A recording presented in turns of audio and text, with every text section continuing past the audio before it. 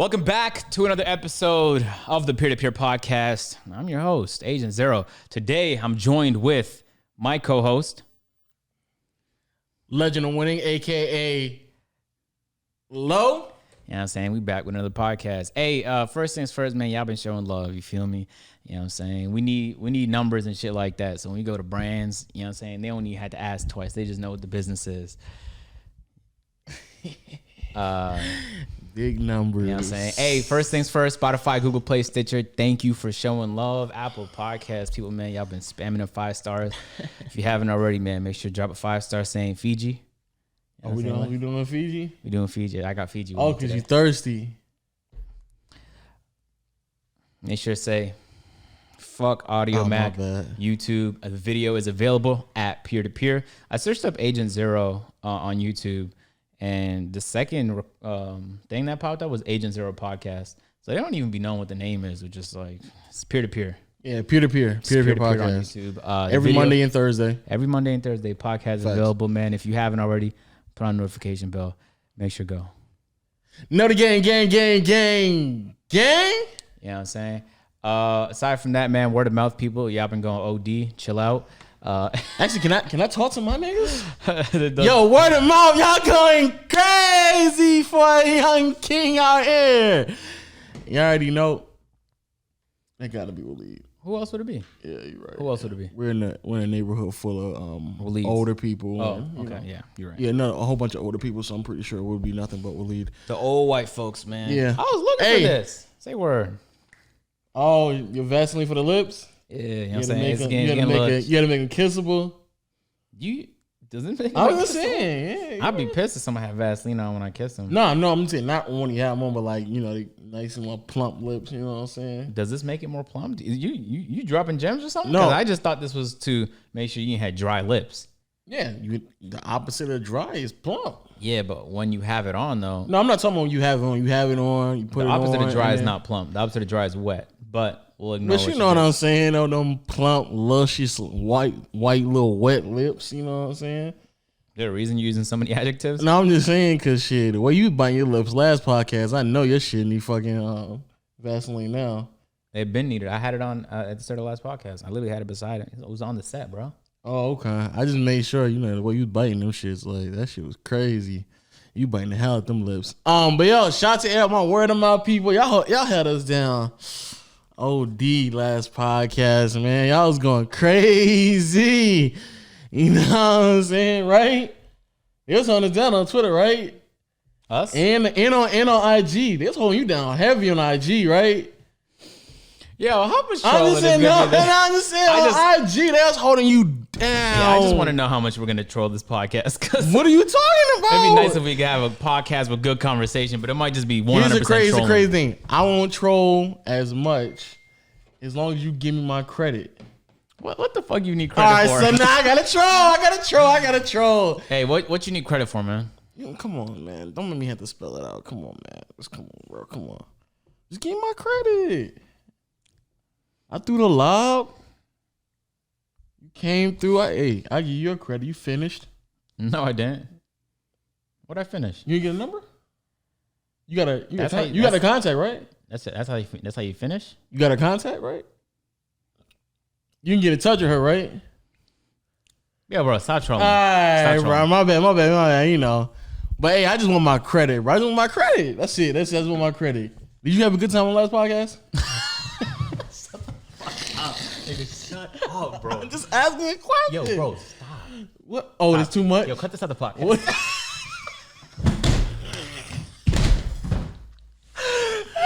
Hey, yo, is that too much?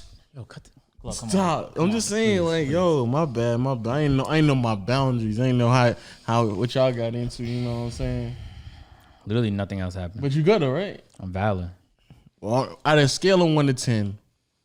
Okay. Where you ranking that last podcast? No cap.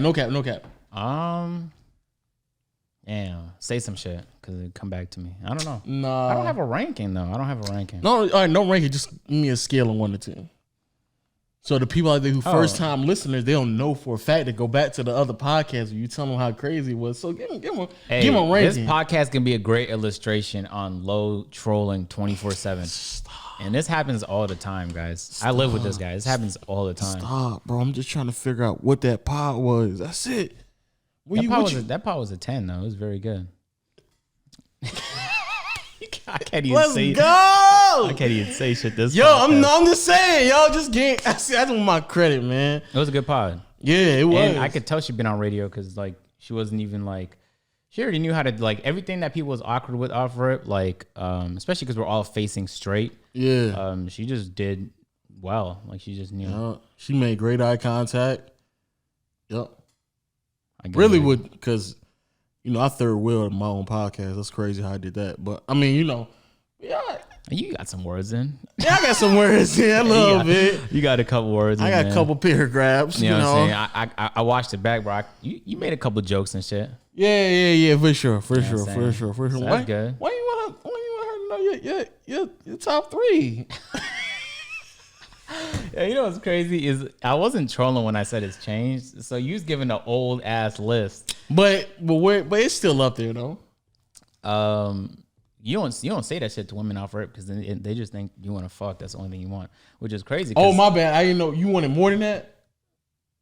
Which is crazy. My bad. Which is crazy because I don't even think that was on my list, or I think it was 10. Like it was deep. Sex? It was very. Oh no! I think it's my ambitious head. I was like, nigga, that's it dropped a little bit though recently. No cap. We'll replace it. I don't know. I'm gonna have to make a new list. I mean, what moved up to you? I'm gonna have to make a new list. I just know it's not like self awareness is always gonna be number one. I feel like number one. But I'm saying something had to move up. Something had to happen recently where you was like, oh no, like this is definitely now overhead. Not necessarily, man. You know what I'm saying? I've just been maturing.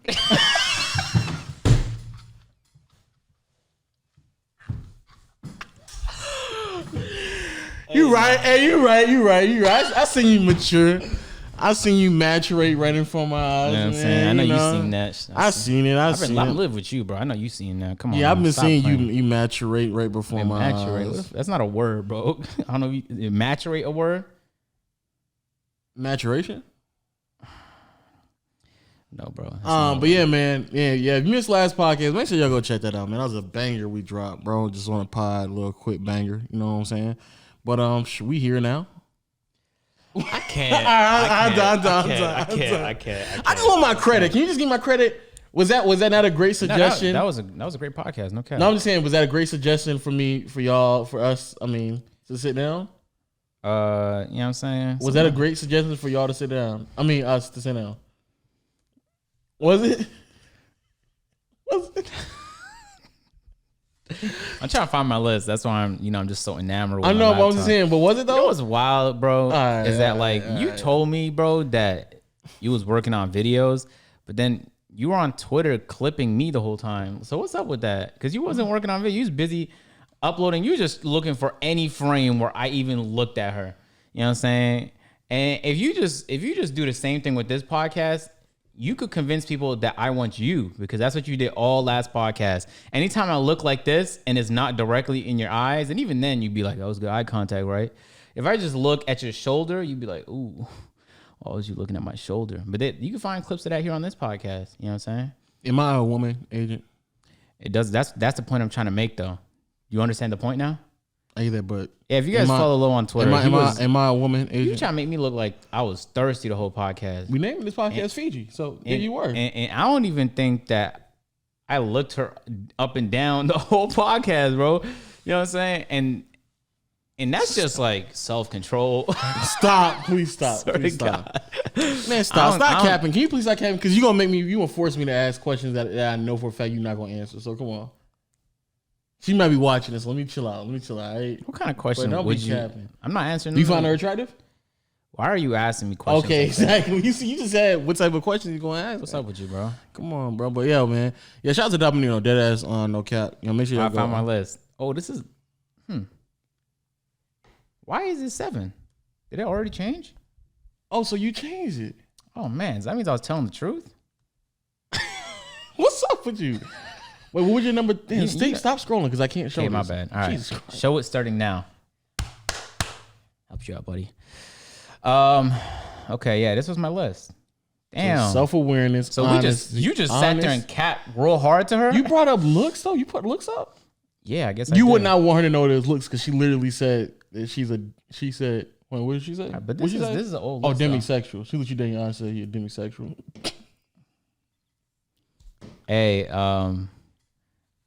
yeah, I think this was from like months ago though. Let me rework this, man. Just talking nonsense. You know what I'm saying? Let me put some work in right here. Yo, I actually want to talk about these the 2K drama. No, for fuck's sake. Literally, can we talk about anything else? Why can't we talk about 2K drama? I talk about 2K all the time. Because when I come on this podcast, I don't know anything about what's going on in 2K drama. Like, I don't know what the fuck going on with Chalk right now. What's up with that nigga? You're okay. I mean, I don't know what the fuck going on. That and I don't care to explain it to you, bro. Come on, bro. That's your job, man. God damn. No, there's another guy that's his job. You feel me? Who? No, this is a valid list. It's a valid list though, no cap. So you not even moving none of that list? You ain't rearranging nothing? Nah, I'm about to though. Hold on. And I knew ambitious. Yeah, you love to cap with the ambitious. Nah, it's because I was capping since day one with ambitious, no cap. Why do you believe that? Because when we sat there and said like, "Where's ambitious?" and you didn't have it in your top three, and I was so like, this was like your go-to word. This is I only changed one thing on this list, but it's the list now. I think the rest of it is valid. Nah. Oh no, you gonna act out of pocket if I do that. I'm gonna wait on that. No, I don't. I can see the smile on your face, bitch. I don't even know what you about to do. Swear to God. So we got self-awareness. Okay, hold on. Hold on now. Hold the fuck on, bro. God damn. What you think about changing? Also we gotta do a podcast. Let me know what you about to change. You want me to narrate? Yeah, no, just tell them what you about to change. What's going on in your mind? What's through your mental right now? Stop, bro. I'm thinking about putting sex up. That's why. Come on. How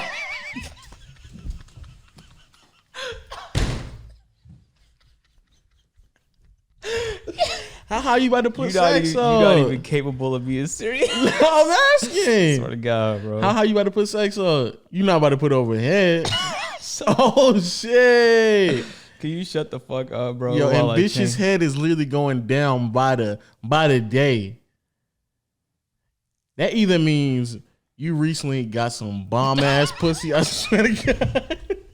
Yo, I just said, yo, you must got pussy so good. You was like, damn, fuck, hey, this shit right here crazy. All right, so this is a new list for October 20th because this shit is gonna change most likely. First, number one is self-awareness. Had to, you know what I'm saying? That's still number one. I don't want no one delusional around me. Yeah, you know what I'm saying. I like that. Unless it's something real casual, like once every 2 weeks, a little bit of delusion is fine. But any more than once every 2 weeks, you gotta have your sanity. Come on, get your shit together. All right. Number two is honesty. Okay. I don't know why it's that high for me in hindsight. But when I say honesty, I think though, at that time you was dealing with someone who just bold-faced lying to you. Was like, I do. That's most women I talk to. But I think the reason I had that is that's really crazy, right? Very crazy. Which is crazy. Lie straight to my face.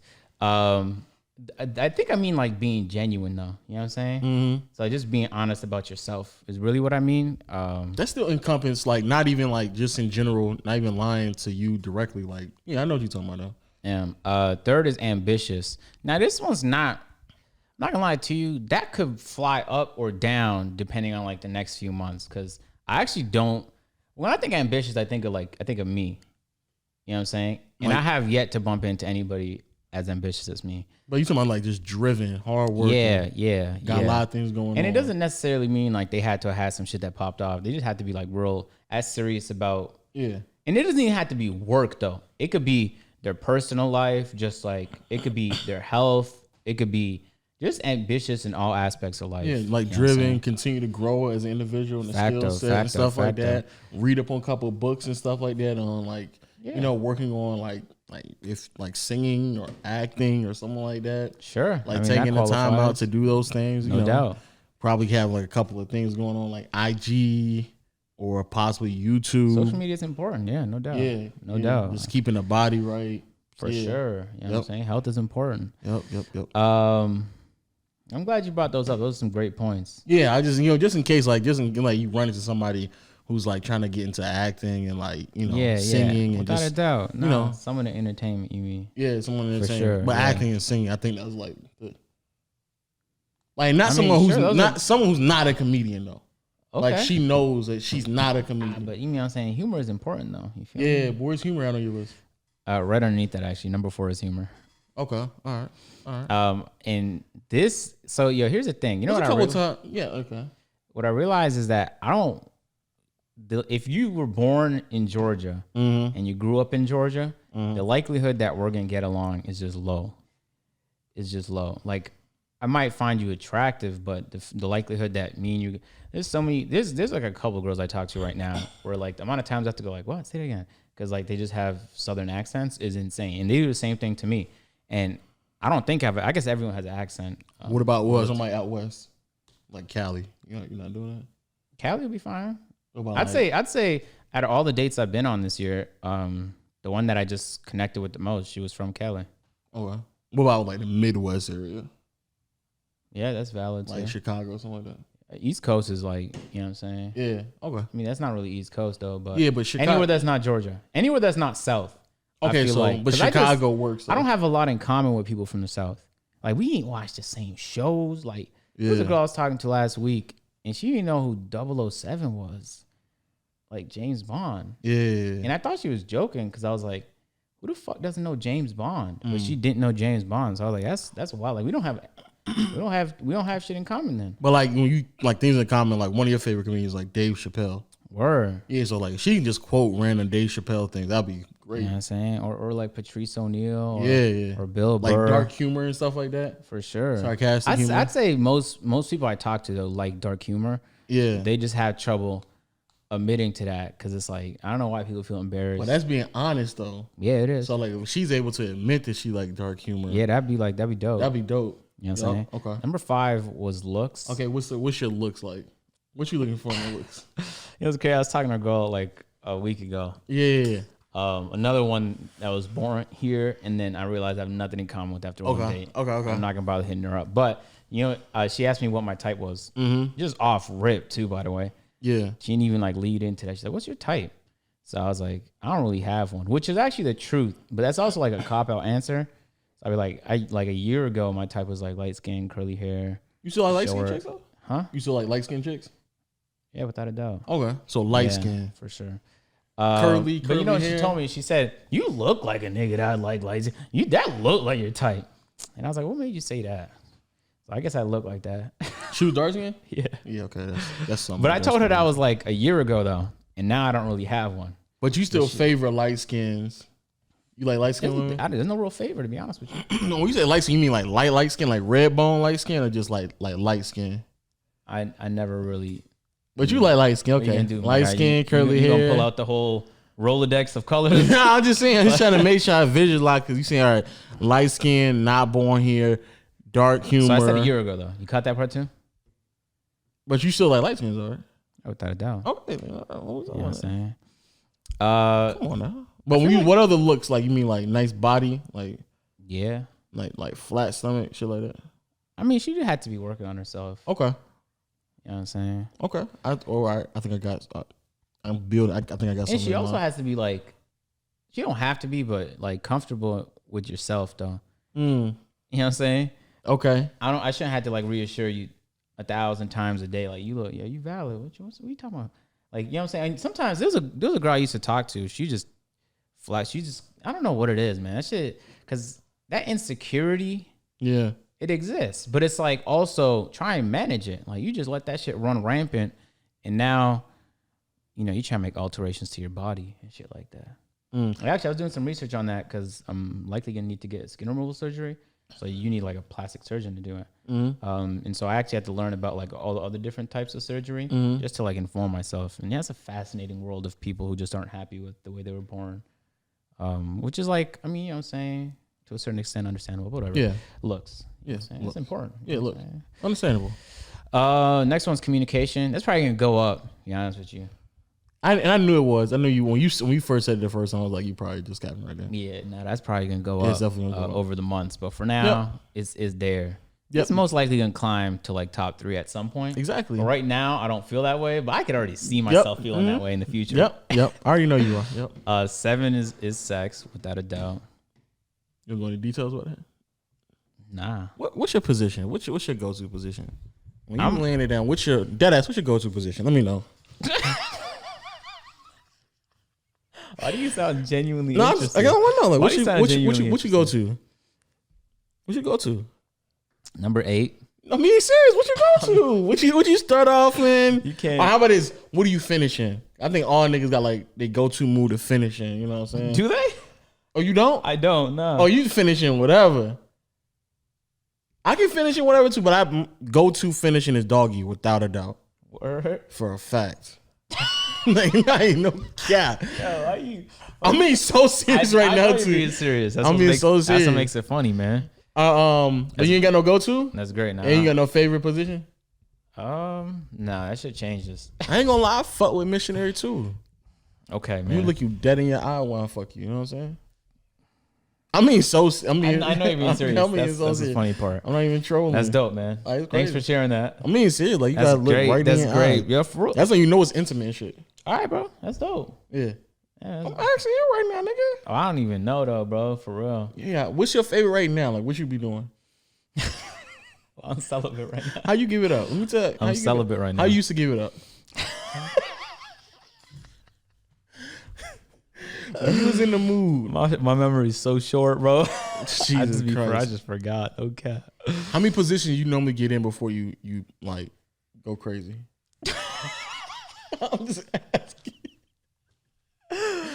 How many positions you normally can get in? God damn. I'm asking. You would think I was like a OnlyFans supermodel. These questions you're badgering me my with. nigga, I'm just asking. I'm just asking. I can't. Nigga, we got a podcast.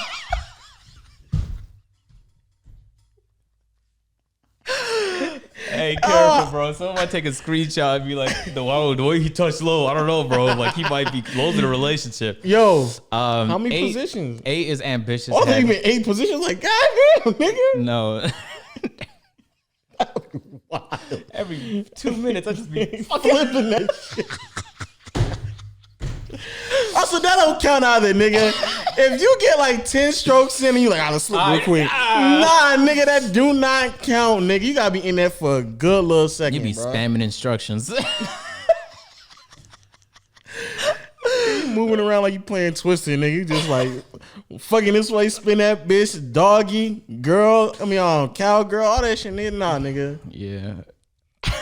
For a fact, nigga, you gotta get more than just 10 strokes in before you switch a position. You gonna make your girl seasick, nigga. What the fuck going on? Flipping it like a gymnast. Hey, number 8 is still head. Ambitious head. But I think head is only there if she swallows. You know what I'm saying? I just realized like when I had to clean up, like it's not really as enjoyable. You know, I might just be lazy. I swear to God. No, I mean, I'm starting to come to that conclusion. No cap. And financial independence shouldn't even be there no more. If I'm being honest, let me switch that out. Let me tell you. I'm gonna tell you. God, actually, no, you're right because she had to have her own place. Come on. At least, you're right. I'm gonna be honest with you. I'm surprised that's that low on your shit. Because right now, I'm enjoying the relationship I'm in with a woman who is financially independent, bro. It sounds very enjoyable. Enjoyable, bro. We about to go. We about to go to go chill at a hotel for a day. Nigga, you about to or you did? No, about to. When's nigga? This weekend. I was gonna say like right now is a good time. Oh, that's what I'm downstairs catching up on videos. All right. Nigga, I think I swear, and she was like hitting me up with other shit we can do, like go to Top Golf, and then we supposed to go to a comedy show. It's like a full day. A spa, yeah. Damn. And guess what? Only thing I'm paying for is a room. Say word. Yeah, that's crazy, nigga. That is crazy, actually. Yeah, exactly. Jeez. Yes. That's how tough. Oh, I know that day is gonna start at noon. You gonna have to call in like, so when's check-in? I'm just curious. I just bring you camp out there. You bring bags and shit, nigga. All those toys you bought a couple podcasts ago. Whoa, toys? No. All them toys you bought. What was those toys you bought? I'm curious. I didn't buy any toys, bro. You went to the spot in Buckhead and you bought a whole bunch of toys, bro. No, I said I bought handcuffs, a paddle, lingerie, lube, and a couple other things, bro. So I'm just asking though. Some rope. Podcast. Some rope. So I mean, these people want to know. Some rope. Okay, all right. You know what I'm saying? And a couple other things. Wow, you just holding back on the podcast. I'll be wild. Would you ever fuck somebody up with a toy though? Yeah, I've done it before. Oh, for real? Yeah. Nigga, you ain't tell us on the pod. Nigga, come on, give it up. Give it up. Yo, let's hear that story, nigga. I just like to try shit. But what was it though? What was it? It was like a vibrator. It was like I don't know how to explain like it. Like a bullet, the little smaller vibrator? Nah, it was like but it was like, I don't know how to explain it. It was cylindrically shaped though. It didn't have like the regular vibrator shape to it. And so I saw it because I just saw it in one of her cabinets. I was like, we should use this. And then she was like, oh, okay. But I'm like, you had to show me how to do it though, because I never did it before. And she did. So. But you was fucking while you're using it. Not at the same time. Okay. I don't know what type of toy it is, so I don't know. But that actually does. I should try that next time. Yeah, exactly. Have you tried that? Yeah. Oh, word. Yeah. It's good? Of course. How would you know? Hold on now. It's amazing, bro. It's amazing. You tried it on yourself, my guy. No, the pussy just gets crazy wet, bro. Okay. Facts. Thanks for letting us know, man. Yeah, so financial independence is 9, I guess. Yeah, she had to have her own place. It didn't even have to be like a crazy. It could be like 600 square feet, I swear. It just, if you live with your parents, then it's not even just that though. It's like also like the place, your own car, like what you doing, you can take care of on your own. And I low key feel what's crazy is that shouldn't even really and truly. You right. It shouldn't be on the list. It should just be because as adults, you should just have that shit done, nigga.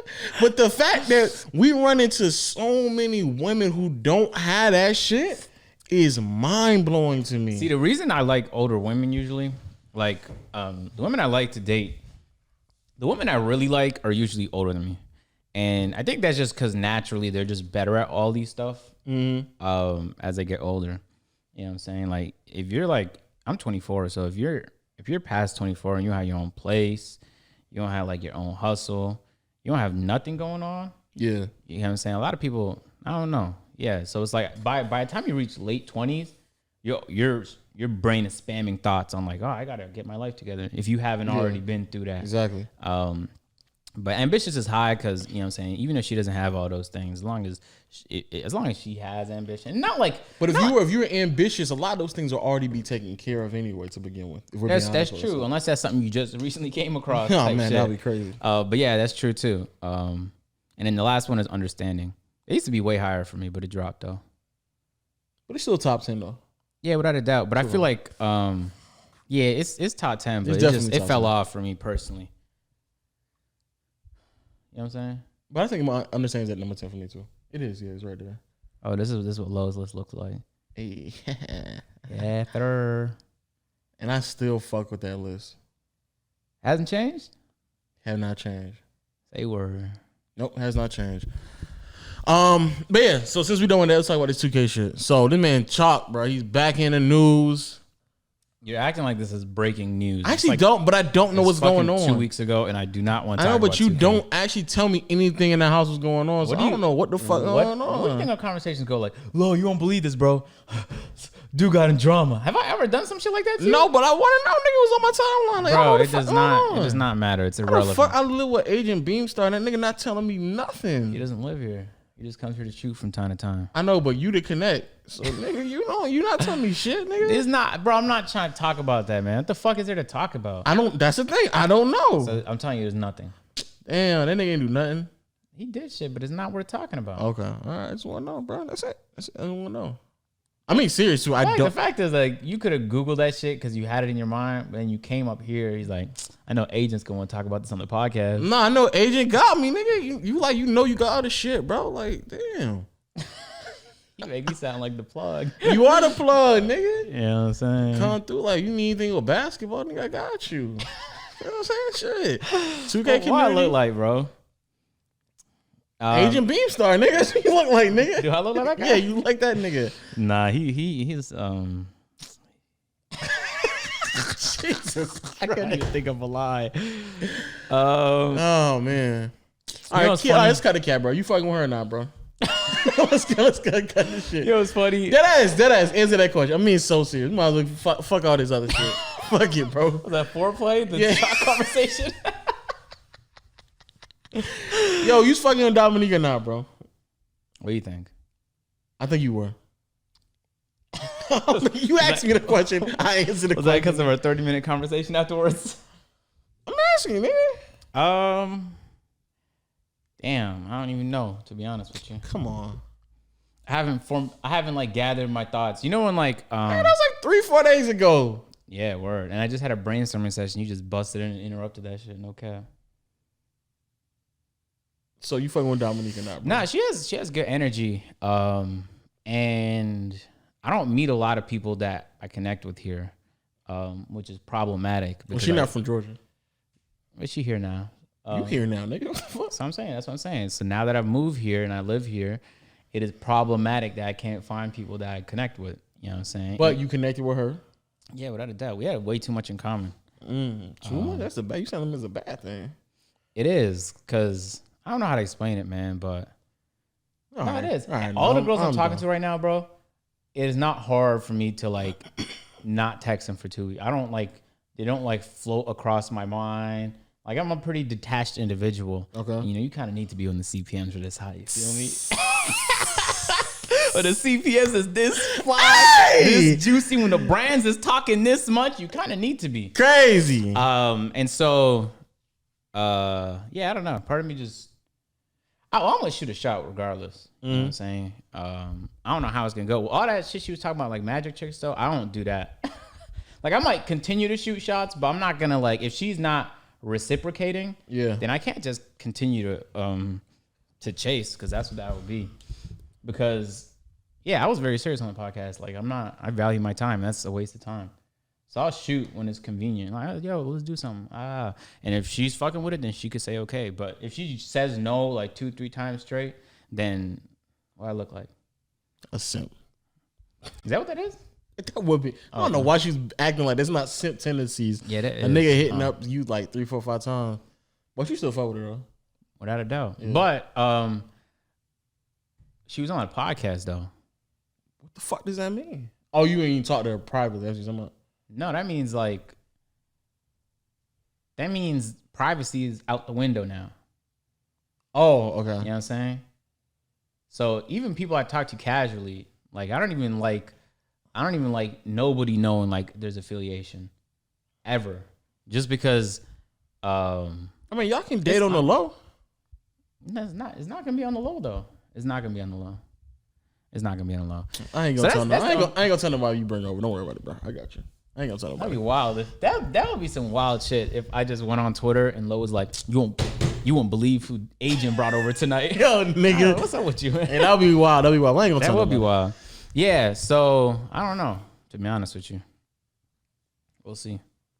I think at least for video purposes and stuff like that, she definitely brings good energy. Yeah, she's entertaining. She's obviously not new to cameras, which is dope. Yeah. You know what I'm saying? She's definitely not shy. No. She look good, right? Mm-hmm. Yeah, that's true. She got her own thing going. That's facts. All right. Can I answer your question? Yeah, you know, I mean, it was really my nigga's question, you know what I'm saying? Where I went in one of her comment sections and folks was wild and no cap. No cap. I was like, yo, I didn't even send those people. That's some other people. I don't know who those guys are. But she used to it already, so. Yeah, probably. Yeah, she said she got ass eating off her, so yeah, she used to it. Yeah, actually, you're right. Yeah, she used to it. I really won't worry about that. She know that's not you. She know that's not your intentions. Oh shit. But yo, shout out to Dominique though again, man. The lovely Dominique. What's up with you, man? I'm just saying, bro. Shout out to Dominique, bro. Man, she's so mad love. Yeah, she did. All right. What are you? What's up, man? What's good with you, man? Nah, I mean, I'm happy for you, man. I'm just playing. Yeah, acting like something happened. Yeah, I'm just playing. I mean, it ain't happening yet. But it is going to happen. Think so? Yeah, I do actually. What else? Man, I had like 3 topics to talk about before we came on here. And now they're out of my mind because you're spam trolling. So I don't know what they were no more. Fuck. And they were good. Was it PlayStation news? Nah, it wasn't news, man. It was like a thought that I had throughout the week. You know what I'm saying? I was like, is today Wednesday? Oh, we doing a podcast today. We're gonna bring this up on the podcast. Damn, you ain't write down this shit down? Nah, I should start doing that. Because I do that with everything else. Every other idea I have, I write it down. I don't like the podcast feeling structured though. That's why. I mean, yeah, but I mean you can still throw something out there. Yeah, that's true. You know what I'm saying? Damn. Well, I don't know what it is now. Why are you staring at me like that? I want to make sure you know what you got going on, bro. I want to hear your thoughts, bro. Yeah, I put out a tweet out on Twitter. I think yesterday. I was kind of like half trolling, but I also wasn't. Where I was like, man, just flopped on a date because I had too much on my mind, and everybody got to trolling. They all used the clips that you've been fucking posting, bitch. What's wrong with that? But it was true though. You know, I told you I had something on Tuesday and some other shit on Thursday. Mm-hmm. I didn't even feel like doing that Tuesday shit no more. Is that weird? It depends. I just had no interest. And this is a person I've been reaching out to for like 3 weeks now. Yo, like, what we doing? Like, when we gonna, you know what I'm saying? And then, let's say like Tuesday, I bet, let's say last Tuesday. And then Tuesday came, and it could just be some work shit though, because, you know, CPMs are mad high. I mean, so for real, like I uploaded yesterday 1 out of 10, today 2 out of 10, and I got the troll video banger dropping tomorrow. So I'm just on my shit. So that could be it. I don't really know, to be honest.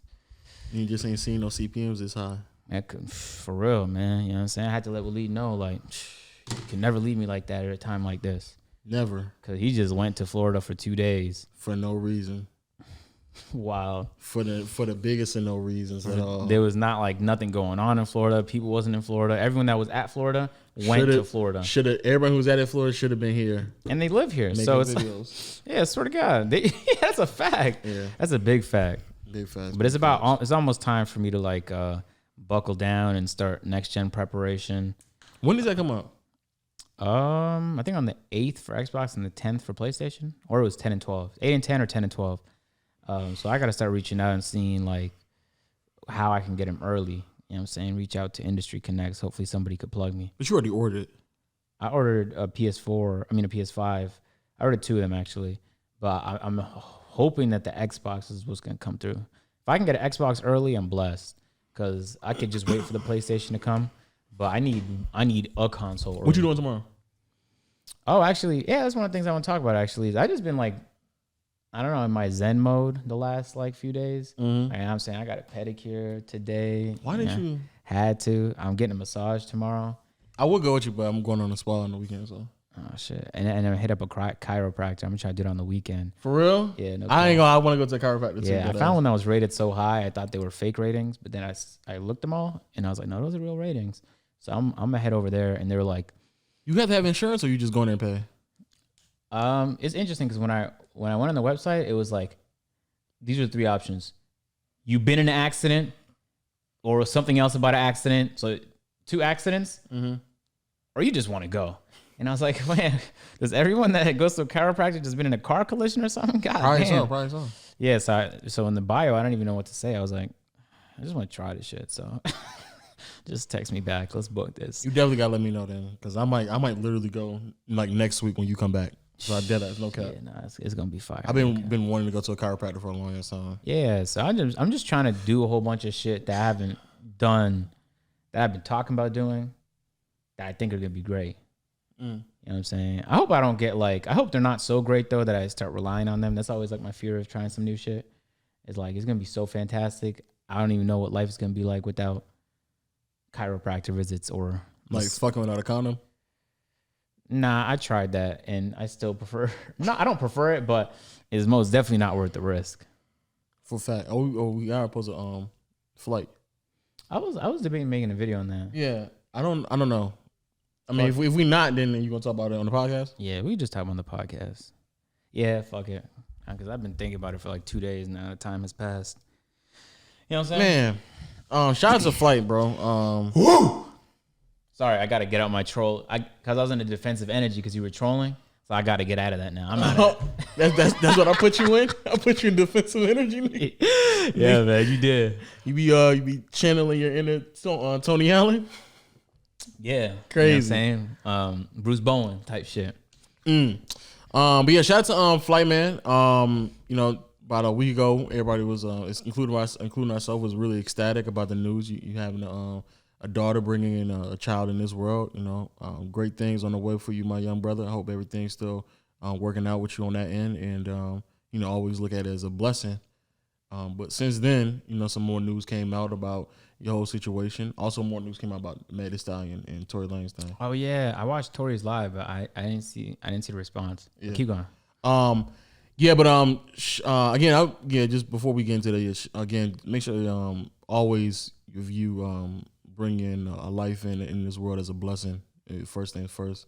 But then he got into some more information about him and his baby mama behind the scenes, about how she was treating him, and all the negligence on her end, lack of communication, verbal abuse, even said physical abuse as well, being very possessive. A lot of things, a lot of toxic energy surrounding a young king that's out there getting the bag and trying to support a lot of people around him and things like that.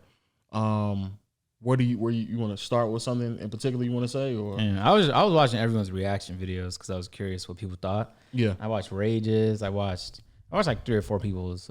Cash reacted to it. Yeah, it was wild, man. No cap. I told Waleed to watch it because I thought it was gonna blow his mind. Because I mean, some of the stories we told on the podcast about the person I used to fuck with last year, but some of them I can't tell on the podcast. Like it'd just be too crazy of a fucking story to tell on the podcast. And it wasn't just similarities. It was like fucking 1-to-1. Outside of the actual pregnancy, 1-to-1. Like the girl that I used to talk to. But the difference is I think Flight had options because Flight's not an ugly guy. He's definitely successful. Like the only thing Flight doesn't have going for him is that he's tall too. He's black. Only thing Flight doesn't have going for him is the fact that he has a goofy persona online. And people don't notice, which is the reason why like so many content creators try acting cool. Like DDG brand, cool brand, Illuminati cool brand. That shit is fucking money. When it comes, when you DM somebody on Instagram and that's your brand, you got the cool brand. That shit like the likelihood that shit works out is infinitely higher. So Flight has a goofy brand that actually works against him, which is wild to say. The fact that he has clout works for the people that are only there for the clout. But if he wants people to take him seriously, the goofy shit gets in the way of that. Yeah. Which is part of the reason why, like, I do goofy shit all the time too, but I don't like telling people off rip. Unless if they ask nowadays, I'll be honest. But if they don't ask, like, there's 2 girls I went on a date with in the last 2 weeks, and I ain't telling about YouTube at all. They ain't asked, so I'm not gonna say shit. Yeah. Like, I might have brought, on one of the dates, I dead ass uploaded a video. I was like, I need my laptop here. She still didn't ask what the laptop was for. And so as long as she's not asking, I'm not saying shit. And I do the same thing with drinking now. Is if she doesn't ask, like, do you drink? Nah, I don't say shit about it. Because for some reason, by default, they're like, oh, you must be boring. Because maybe they're boring when they're not drinking. Yeah. Or they've talked to people that are mad boring, that are sober. But what you said before, where you depend on it. Like now they depend on getting drunk or some type of alcohol to get loose. No, I can have fun at a Walmart. You know what I'm saying? If we can't be lit and have a great time at a Walmart, then you're just not a fun person. That's really what the problem is. Yeah, facts. So anyway, so I watched Flight's whole 40-minute video, and it's very clear to me that Flight has zero ability to communicate. But I tried to look past that because he was having a lot of serious like issues, and that shit literally had me feeling some type of way, man. Because the only difference between Flight's situation, there's 2 differences. One, I think he had options. When I was fucking with that girl, I did not have options. You know what I'm saying? I think you tell yourself that, but believe it or not, you still had options. No. Looking back at the situation, though, I was being a bitch most of the time, and also I had like 80 more pounds on me. You know what I'm saying? But the pounds they don't matter. But it does matter because that's confidence. That's a lot of things that you. Yeah, I know, but I think you tell yourself that. I think because I was trying to explain. At the time, I didn't feel that though.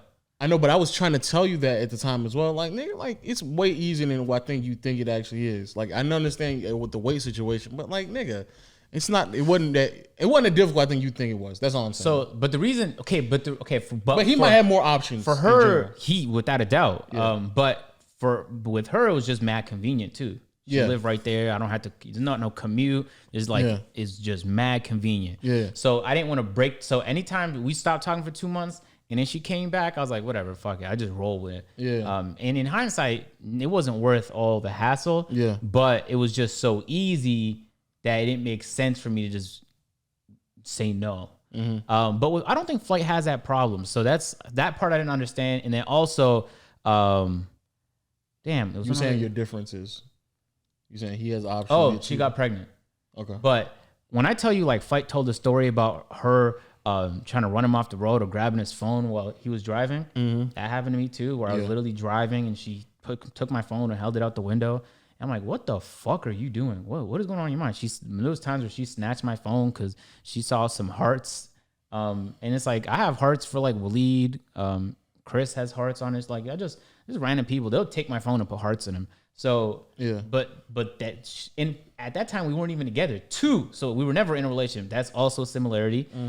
Every story he told, I was like, bro, there is a fucking equivalent to that in my shit. There was times where, I've told her multiple times, like, okay, yeah, we're not gonna be in a relationship. And she dead got physical, or she like there was one point where she dead choked me, and not like a sexual fun choke, like it was, I had trouble breathing choke. And just like Flight did, I was so nervous about not the choking, because I could get out of that, but I didn't even want to hurt her trying to remove her hand. Like, I didn't even want to accidentally like hit her face trying to pull her hand back. I didn't even want her to say like I did any kind of damage to her. So I just let it happen. So I tried to gently take off her hand, but she's choking me. She's not gonna get removed gently.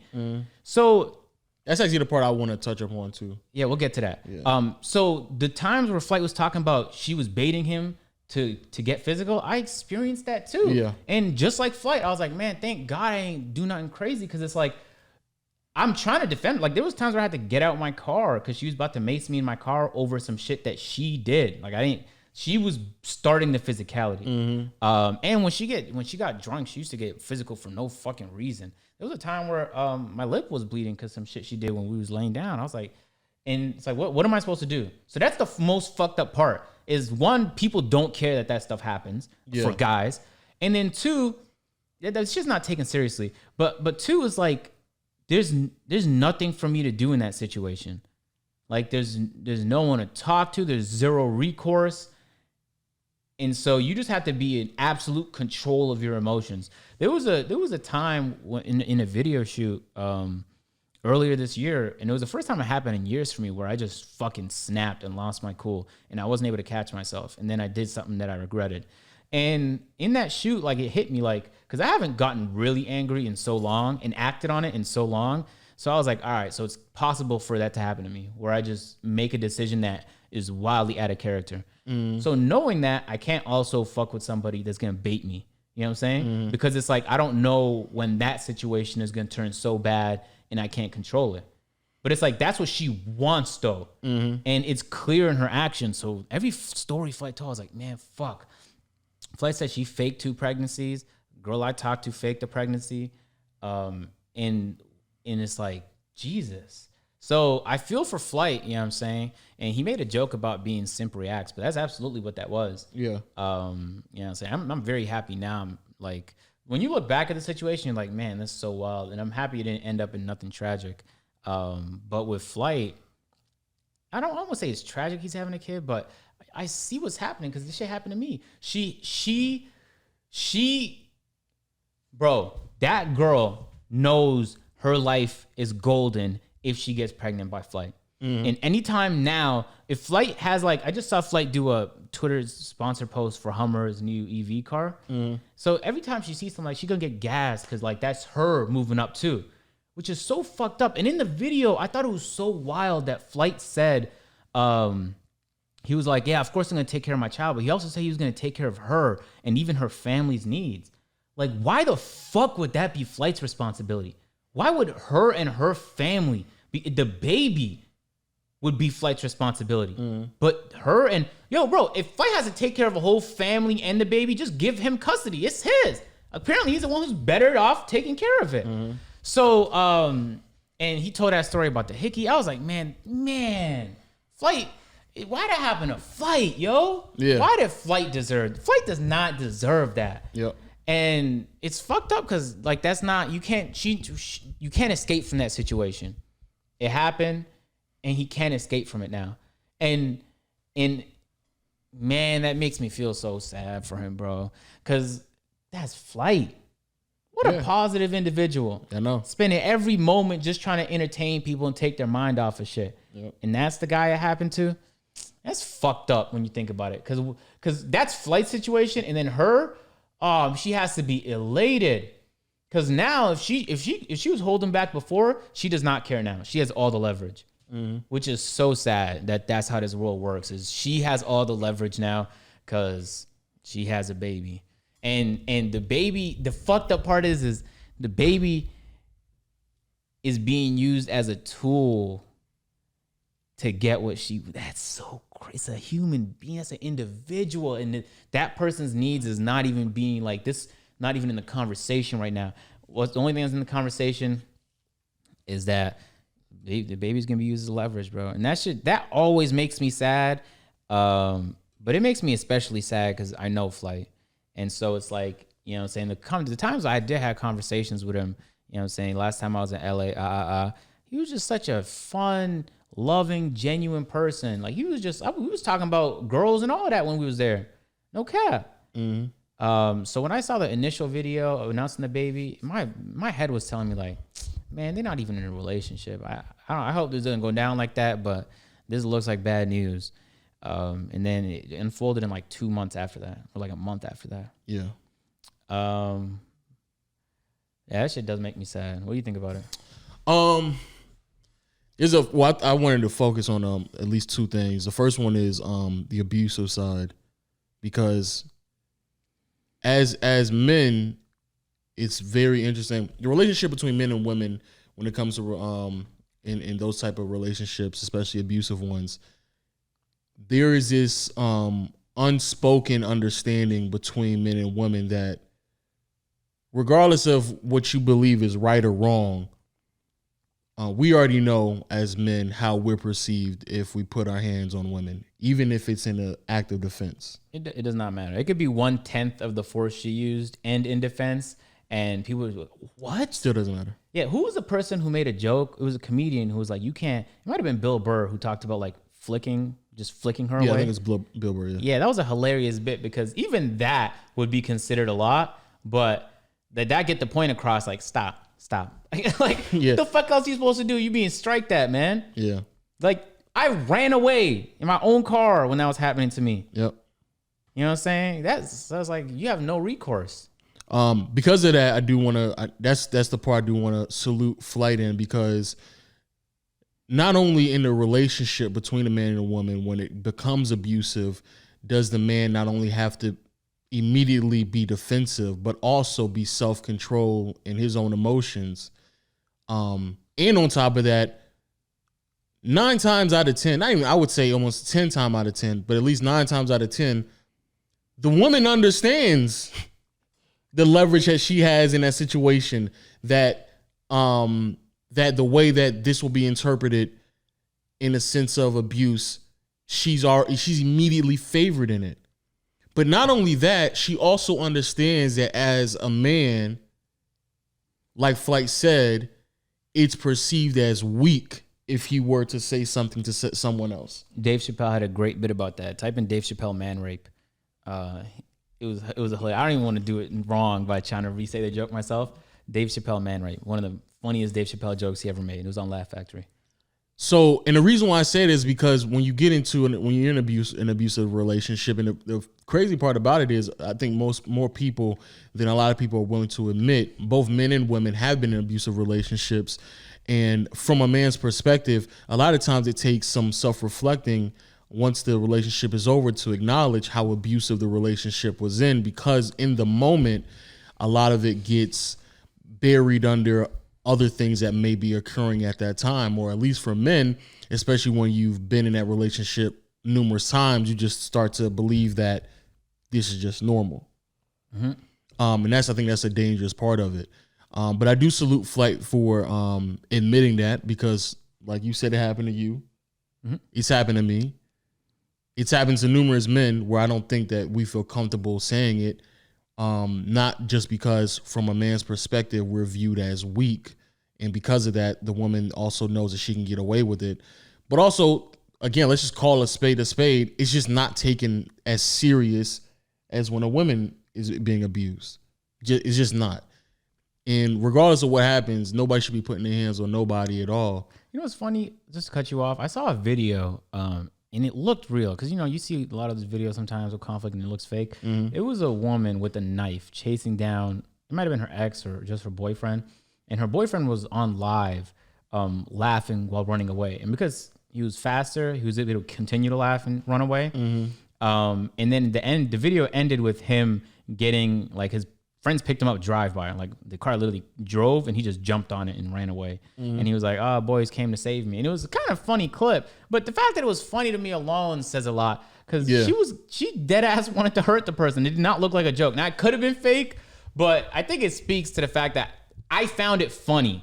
But if the roles were switched, it wouldn't be and funny. A guy was chasing a girl with a knife and her friends had to come pick her up in the car, then that'd just be scary to everybody. Yeah. So it's interesting how, like, we just normalize it though. Yeah, that's the thing. We and normalize. Even with me, the fact that I found it funny, but if you flipped it, it'd be like, "Oh wow, he's like, that guy's a fucking serial killer. Lock him up." But it's just funny though when it's the other way around. Yeah. That's kind of it's kind of OD, and I don't know. I definitely feel like a lot of men have been in that situation, but you never hear from it just because men are either prideful or they deem it as They deem it as being weak if they were to express those emotions, and on top of that, no one's going to take it serious anyway. So that part, I want to salute Flight for saying that and expressing himself, because I think there's way more men out there who can connect with you on that type of experience. And the second part is, you right, the whole him paying for her family thing. I was like, he said that shit like it was normal, and I was like, but again, that's the part of the relationship that as a man you've already have internalized, because you think that that's what you're supposed to do. At least in America, the idea of the man being the provider, so much so that the woman can literally be a burden, he still has to provide for her. Like as individuals, as a lot of men in America, we just believe that the way that we validate ourselves in a relationship is based on how many people we can take care of. No, I didn't grow up like that at all. And but it's definitely an American thing. I've noticed that a lot more. It's definitely a lot of guys that tell me like men are supposed to be the providers. Yeah. And I'm like, man, I'm not fucking with no girl that can't provide for herself. You know what I'm saying? But a lot of women will say, like, I was taking care of me before you. I heard that multiple times. Which is like, well, it's true. So what? Why'd you stop? Like, you know what I'm saying? Why I gotta pay for everything now? What happened? Yeah. You became dependent? But that shit blew my mind. Taking care of the child is a given. Any person that gets caught in a situation like that, both parties should be taking care of the children, because the children were innocent in all this, and they don't deserve to grow up in a fucked up situation because people want to use them as leverage to get what they want. But the idea that she has to be taken care of and her family is mind-blowing. Absolutely and positively mind-blowing. And you know what I'm saying? Yo, bro, situations like that just make me want to be celibate forever. Because I don't ever want to be in that situation. Yeah. Ever in my life want to be in that situation. Yep. What a horrible situation to be in. It dead it. So sometimes when I'm on my, like, yeah, I'm not fucking with I'm on my celibate energy. It's because, like, I saw a story about some shit like, and it's like, man, there's no fun night that's worth that. There just isn't. Yep. And there's no contest. Is no fucking contest. But Flight, I feel like Flight put himself in that situation because, the guy say he brought a girl home from the Disingenuous shoot. Like, I'm sure he'd been like, Flight he's not a ugly guy. And on top of that, he has status, money. Like, he seems like the type of individual that you'd be lucky to have. And so he should have enough options to where, like, if one person's making his life miserable, like, he was fucking with her for 2 years. But again, I think so many men just normalize that type of energy and that type of relationship, regardless if it's a serious one, a committed one. if it's if even if it's a platonic one, like the way that men internalize their thought process on not thought process, how they internalize what a relationship should be with a woman in various different ways. Truth be told, a lot of it just stems from a lot of toxic energy. And so he, like you said, Flight should have options, and I believe he does. But the idea that he is internalizing that fucking with a woman who really ain't got shit, not only ain't got shit going for herself, but is a burden upon you to even think that is acceptable is wild. It is. It's a wild concept, but again, it's one that many men internalize and believe that that's what is supposed to happen. And I think it's a conversation that most men need to have with themselves, and it's a conversation that we all need to have amongst ourselves as well, because it is fucked up that someone like Flight is now in a situation where his thought process is immediately bringing a child into this world is custody battles. It's child support. It's 18 years of me taking care of multiple people. It's me having to work my ass off, having the most successful year of my career because I know those are the things that will follow. Okay, now I want you to think about the situation. Assuming Flight has a horrible accountant and he has to pay the California 60% tax. Mm-hmm. Let's say Flight made $1 million in a year, right? Mm-hmm. Now 60%. That's OD. I don't want to push it for the sake of analogy. Let's say that he has a great accountant and he only pays like 45%, mm-hmm. $550,000 left, right? Mm-hmm. Okay, and then now she's gonna argue lifestyle this, lifestyle that, baby. He makes a lot of money, and the judge is looking to like future earning potential, all kind of shit. And Flight looks like he's on the up and up. So let's just guess that he has to pay like an insane amount for the child per month, like an unreasonable amount to the point where it's like, which child requires that much to be alive? 10 grand? No, way more than that. Oh man. You mean per month? Yeah. Oh yeah. So let's say it's 10 grand a month, 120. So now it's like let's say it's 450, right? Let's say it's 430,000 left. 430. Well, Flight is a human being, you know what I'm saying? So he's gonna have expenses and shit. And video shoots, all of that stuff takes money. And so it's like, and that's okay, so let's just assume expenses. And I have a lot of expenses, so I can kind of Flight probably has more expenses than me because a lot of my videos is low. And for me, even when I look at my statements, I'm like, that's a lot. But let's say he has like 300,000 of expenses, right? Now we're looking at like $120,000. $120,000. He made $1 million. So this is what we're at left over. Mm-hmm. The guy just bought a car. He's gonna have to pay that off. He has his regular bills. He bought a cash. He said he bought a cash. Oh, which is even dumber. He's thinking about buying homes. Like he's gonna have bills. Yeah. You know what I'm saying? And outside of business expenses, just personal living expenses, toilet paper, soap. When you live by yourself, the first time you move out, you're gonna realize how expensive every fucking thing is. Yep. Should have add up real quick. So it's like at the end of the year, he's not looking at a lot. You know what I'm saying? Far, or at least and that's assuming far removed from what he actually made. Right. And that's him living frugally. And so when you say all of that, because I'm telling you, like, this is like Peer-to-Peer has its own LLC, AMP has its own LLC, and my two other channels have their own LLC. Those are businesses, and they have profit and losses, and I have an accountant for those businesses. And we talk about taxes and how to optimize this. When we hire people, we make improvements. There's expenses. What Flight does is a fucking business. You know what I'm saying? So it's like, and then you think about like how that's all the stuff Flight's doing. I don't even know what she does or her life at all, but the fact that she just gets a free ride due to all of that, for me is like, I'm not even in that situation and it's frustrating me. I'm not even in that. That's not even me and that's frustrating me. Yep. But I think that the lesson I took from all this is one that we all knew, but like it's difficult to internalize, is like you can't fuck with women that don't have nothing to lose. Because Flight is a human being who has a lot to lose. And so when she's getting physical, Flight has too much to lose. He can't afford to be in those situations because you're like, if that's what she's doing is bait. People fall for bait all the time. So it's like, man, for 2 years, bro, he did that for 2 years. That shit blows my mind. I know Flight's not And again, you're internalizing as if like this is just that's what it is. Yeah. And so the fact that Flight was saying she was fucking with people, but she would ask him all the time, "Let me see your phone." Think about that. Like to Flight, Flight was just like a ticket for her, like a way to get in. And so I'll fuck with whoever I want to, but you can't fuck with nobody because you can be nobody else's ticket. And she knew she was gonna have a lot of competition. Mm-hmm. Just that whole mindset it just blows my fucking mind. And so yeah, I'm not gonna lie, that might be actually no, that was probably the reason why I didn't want to go on no date Tuesday with anyone. I was like, I don't know who she could have been a great woman. Maybe we would have got along. You know what I'm saying?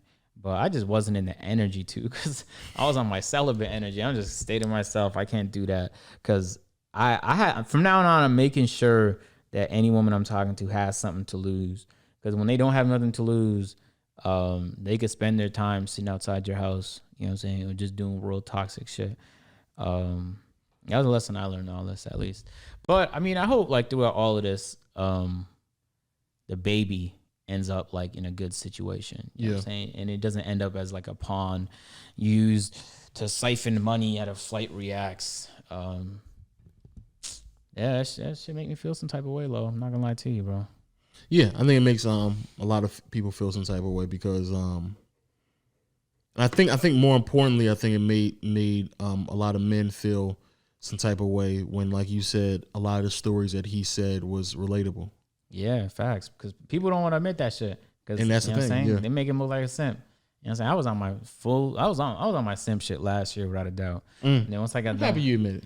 Yeah, without a doubt. You know what I'm saying? But once I was done with that situation, like I just started to move differently. Yeah. Yeah, that don't mean like every woman I see, I'm just like projecting onto them some shit that happened in the past.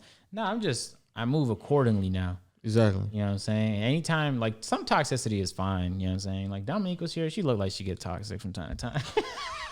Yeah, you're bugging. Some toxicity is fine. You feel me? I think toxicity is fine, but as long as it's understood the boundaries and the guidelines, and if we both on the same page with the toxicity, not toxic shit where it shouldn't get exhausting. Because when toxic shit gets real toxic, you get exhausted. Like, not only exhausting, but like you said, like when it gets to a point where you in the fucking car making life altering decisions on a fucking whim. Like when it gets to that point, it's like, nigga, like, no, I'm not doing this.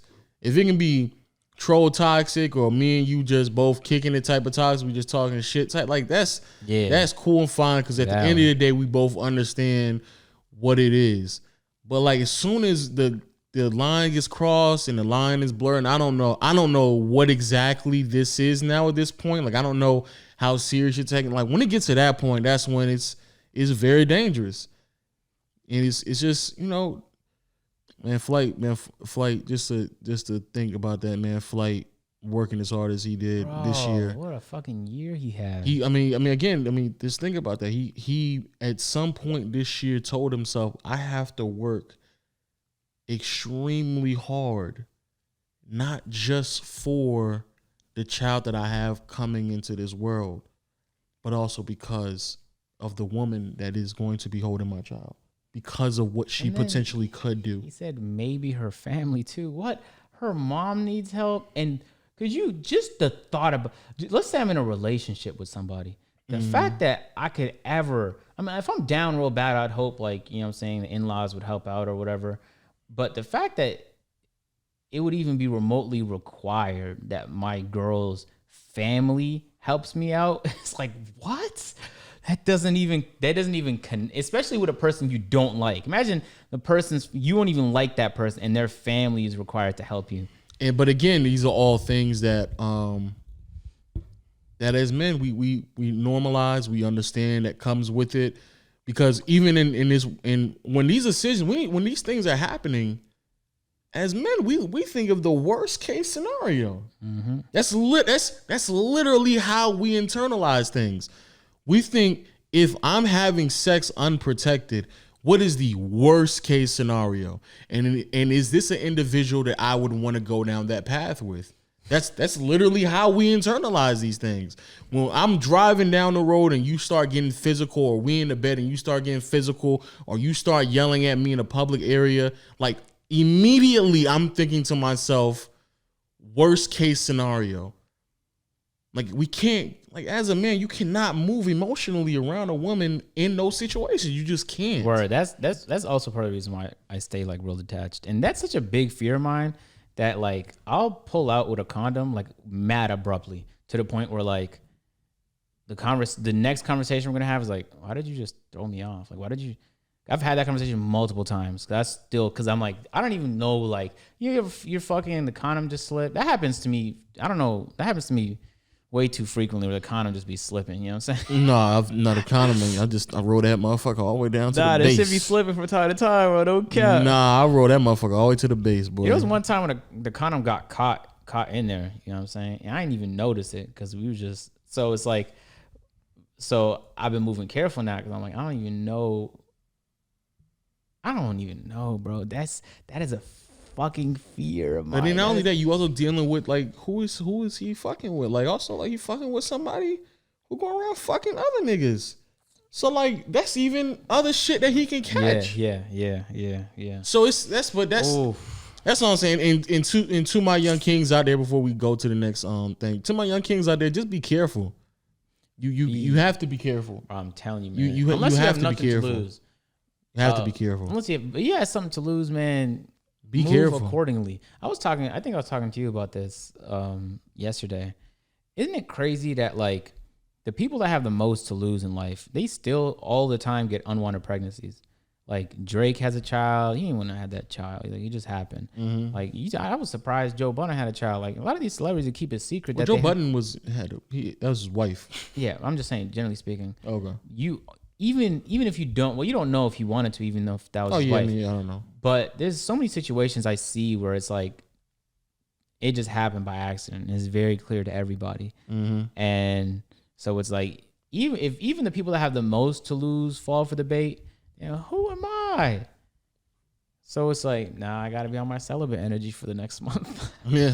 Because it happened to Drake, bro. Like, and then there's a story about like Paul George was trying to pay someone off to like, and I was like, man, it just happened everywhere. So it's like, you can't juke it. One time it's whatever. Anyway, it got me in my. He's about to go into the story. Now, one time I had I had made the mistake, not using the necessary equipment to stay safe. And then when I went to the washroom, I just like Googled like, what's the odds? And then I saw like the percentages. They did studies on like even people who have great pullout, like you just fantastic. The percentage was insanely high of still getting unwanted pregnancies. Jeez. And I was like, man, even the greatest of all time, in terms of pull-out game, still fuck up. So, hey, you gotta get out this topic because it makes me just feel frustrated. Nah, but just to all my young kings out there, again, be careful. Understand, you are the captain of your ship first and foremost, and make sure you guide it correctly before you bring anybody else on. Try to mislead you in different directions and things like that. Be very selective. And because you got a lot of things going on for yourself, make sure it's okay to have certain standards and hold yourself and everybody around you to those standards. And just understand what exactly is going on around you at all times. Word. And the girl you're fucking with should require you to wear a condom, guys. And if she's not, then you should see that as a red flag. I don't care. You've been fucking with her for 4 or 5, 6 months. But before even that, the girl you're fucking with should not be a burden. I'll be honest with you. I'm just keep it all the way being. Even the women that you just fucking casually, like you should not be fucking anybody. You should not be and I know like niggas not gonna hear this, but like in general, you should not be around people, regardless of the relationship, if you think at some point they will play a burden on your life. Like that type of people, that is not normal activity. Women putting their hands on you, that's not okay. Women degrading you and talk like that. I'm about to call out her name. I'm about to say something crazy, and I don't do that now. She literally had the audacity to tell this man, you a slave to your job. Oh, that house slave shit. I was like, man, she said what? Fuck. She said what? The audacity. But again, you heard that before, right? Something to that effect. You just work all day. You just work all day. You don't do none of that. Like that type of trying to convince me to stop working? Yeah, I've heard that. She didn't call me no house slave because that'd have been a problem. No, not a house slave. But you heard something to that effect. Like all you do is just work all day, all that type of shit. Yeah. I've heard something like that. Is like the audacity that somebody would degrade and put down what you do, especially something that we do, that we enjoy doing, that not only puts us in a place of privilege that we have the ability to do, but also gives us the type of money that we are well off, that you benefit from as well. The audacity that you would tell me to stop doing that. Nigga, Flight was in middle of June. Can you imagine? This nigga's in middle of June and she said that? She said, you need to take a break. Hey, you crazy? Yo, man, bro, the quickest way to get cut off is to try and tell me to slow down. I swear to God, you need to. I don't give a fuck if I could give her like a 10-minute monologue about the day I had. And if her response is like, maybe you need a break, and that wasn't like leading to sex, it was like she genuinely thinks like, oh, why are you working so? You want to record another video? You want to talk to me?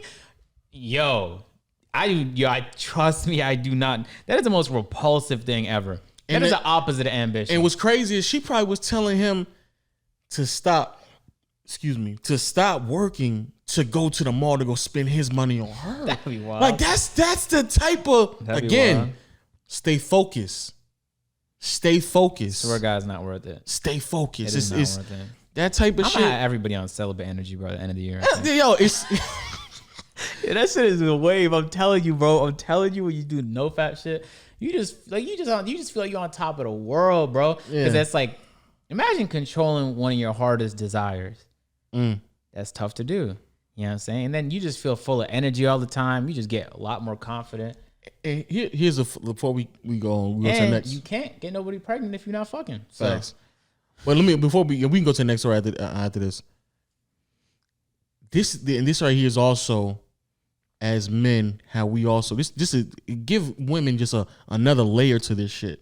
Like you said, like your rage said, like I thought, like everybody else thought who was watching that shit. Flight was happy. Flight was ecstatic. He was uploading the videos he was showing the girl in the videos. Us as niggas, this is where our mental is at when it comes to shit like that. Everybody I talked to, I'm pretty sure everybody you talked to, we were happy for that man, that young king. But even internally, we thought, I hope that ain't. I know what the stats say. But I was like, man, I hope that's Flight. Maybe he could defy the odds. I knew what the stats said though. I hope this ain't a situation where that man's gonna get taken advantage of. I hope this is a situation where they actually will work things out. I hope it's something that will come out positive. And we still didn't even send that type of energy his way when we was recording. When everybody else was recording, I would never do no, that. what I'm saying is, but that's what I'm saying. We thought it behind the scenes. It's just sick to see somebody take advantage of somebody like that. That's crazy to me. Such a good-hearted person. Crazy. That's crazy to me. Then, bro, I know it's all about taking responsibility at the end of the day. Flight put himself in that situation. Oh, for sure. That girl is a every story he said, I've experienced that shit. Massive manipulator. She was there to manipulate her. That was her job. And which is also crazy too. Which is also, as a man, you just sat there and said, hey man, he got to take responsibility. And you're right. But she gonna be at that courthouse and not gonna take no fucking responsibility in that goddamn custody battle. None. She gonna take no responsibility. Act like she has no free will. Like she ain't. That nigga gonna be dropping off checks every month and she gonna just take them and not take any responsibility. That shit is so frustrating. And even as a man, you can sit there and say, we still gotta take responsibility, even if we fucked up. She will not take responsibility. That's crazy. Mm-hmm. Yeah, that's crazy, bro. Yeah, crazy. Hey, keep to yourself, man. I think a lot of guys' egos is in like, man, but the women fuck with me though. You know what I'm saying? I get so many women. That's the guy's favorite shit. Like if his friends think he gets women, that's like his favorite shit. So it's like impossible for them to just turn that off. And as you get older and you got some real friends around you, real people, all you got to say is, because if a nigga start clowning you, one of your people start clowning you, like, hey, man, you ain't fucking no bitch, you ain't doing nothing, you ain't getting none of that. All you guys say is, hey, man, I'm just trying to stay focused right now. It's too many of them out here. And if he has some clown shit to say about that, but a real one, a real friend would say, hey, man, you know what? I should be on that time too, my brother. You right. I should be on that time as well. That is a fact. Because a real one would also understand the fuck shit that's going on around here too. A real one would. And all the nigga got to say, hey, man, I'm just trying to stay focused right now. We're like, you right. You absolutely right. You absolutely right. Stay focused. You gotta stay focused. That's a perfect nigga. You can be a virgin till you're 30, nigga. Yeah, you making that bread, you staying focused? All right, nigga. Yeah, say less. It's like it's embarrassing to people though. Even to me, it was kind of embarrassing when I was like in Toronto and I was focused as fuck, but I knew that like even if I wanted to, I couldn't attract the type of girl that I wanted. That shit is embarrassing. You know what I'm saying? So as I'm going on these dates and I just feel like I'm getting better socially, like I'm looking better, I'm feeling better. You know what I'm saying? Business booming. Like you get more confident, you start feeling better about yourself. But it's so hard to just feel good about yourself knowing like even if I wanted to, like I couldn't, like that girl right there that I like, yo, you see her, she's fat ass, right? But you can't walk up to her. And so it's like if men just remove their ego from the situation, they'd save themselves a lot of time. No ego insecurities, but it's crazy how that is. It eats you alive. But you can be highly successful and still tell yourself, yeah, I'm still not adequate enough because I can't go fuck her or some shit. Like nigga, like. And again, sometimes you need. Here's the thing: women will do shit like that, and then now guys have to take responsibility too, without a doubt. Like you are your own individual, you make your own decisions. But like when you just get done manipulating somebody for a year, 2 years, that guy is gonna be on demon time moving forward. So it's like you can't be surprised when like how you want to that whole nice guy. Like you want a nice, no, you don't want a fucking nice guy, man. I'm telling you right now, y'all. The more disrespectful you get, like playfully, don't like fucking call her out her name seriously. But the more disrespectful you get, like that shit works, bro. Dude, text in person, I'm telling you that shit works. But it's like most guys think like, I want to be nice. I want to like, what does she need? But that shit does not work. And then even when you find someone like that, once he gets done being manipulated for a year, 2 years, gets fully taken advantage of, now he's on demon time. Next person he fuck with, he's moving oddly different. And then now women's gonna talk about like all guys want to do is fuck.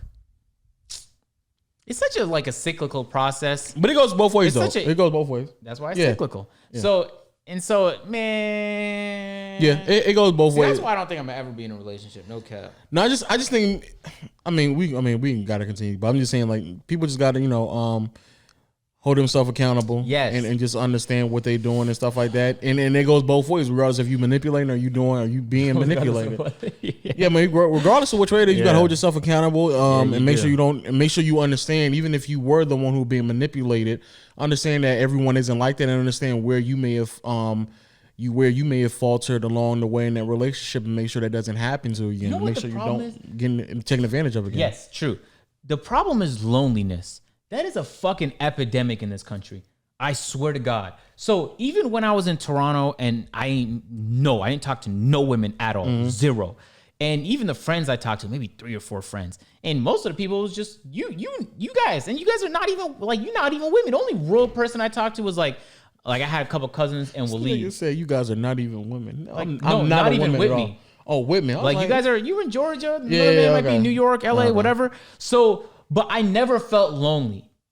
The whole time where all I would do is work.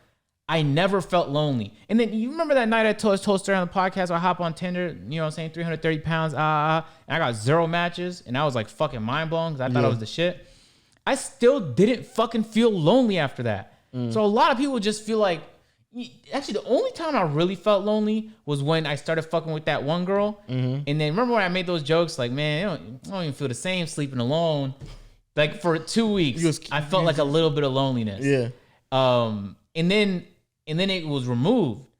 I don't know what it is. I'm too happy with myself, regardless of whether or not I was 330 pounds, whether or not my channel was doing great. Like before all of this, I was way too happy to be lonely. But a lot of people is like, man, they just feel like something is missing when they're not, like, they don't have like a woman, like, man, a girlfriend. You know, those people that's in chronic relationships. Second they get out of a relationship, but I think they're just people like that though in general, regardless if they're lonely or not, or they feel, or maybe they just feel loneliness a bit more quicker than everyone else in severe. But to those people, and they just like just in and out of relationships constantly, like it's almost like a thing that they gotta do. Or maybe they have no relationships and no options, and that's all they want is a relationship. But to those people, when you do, when you experience that level of loneliness, I always just tell people, like, take that time out to work on yourself. Swear. Take that time to work on yourself. Take that time to improve. What's going to happen is over the course of weeks, months, and potentially years, when you get done working on yourself, or in the process of working on yourself, what you're going to realize is that you've improved as an individual.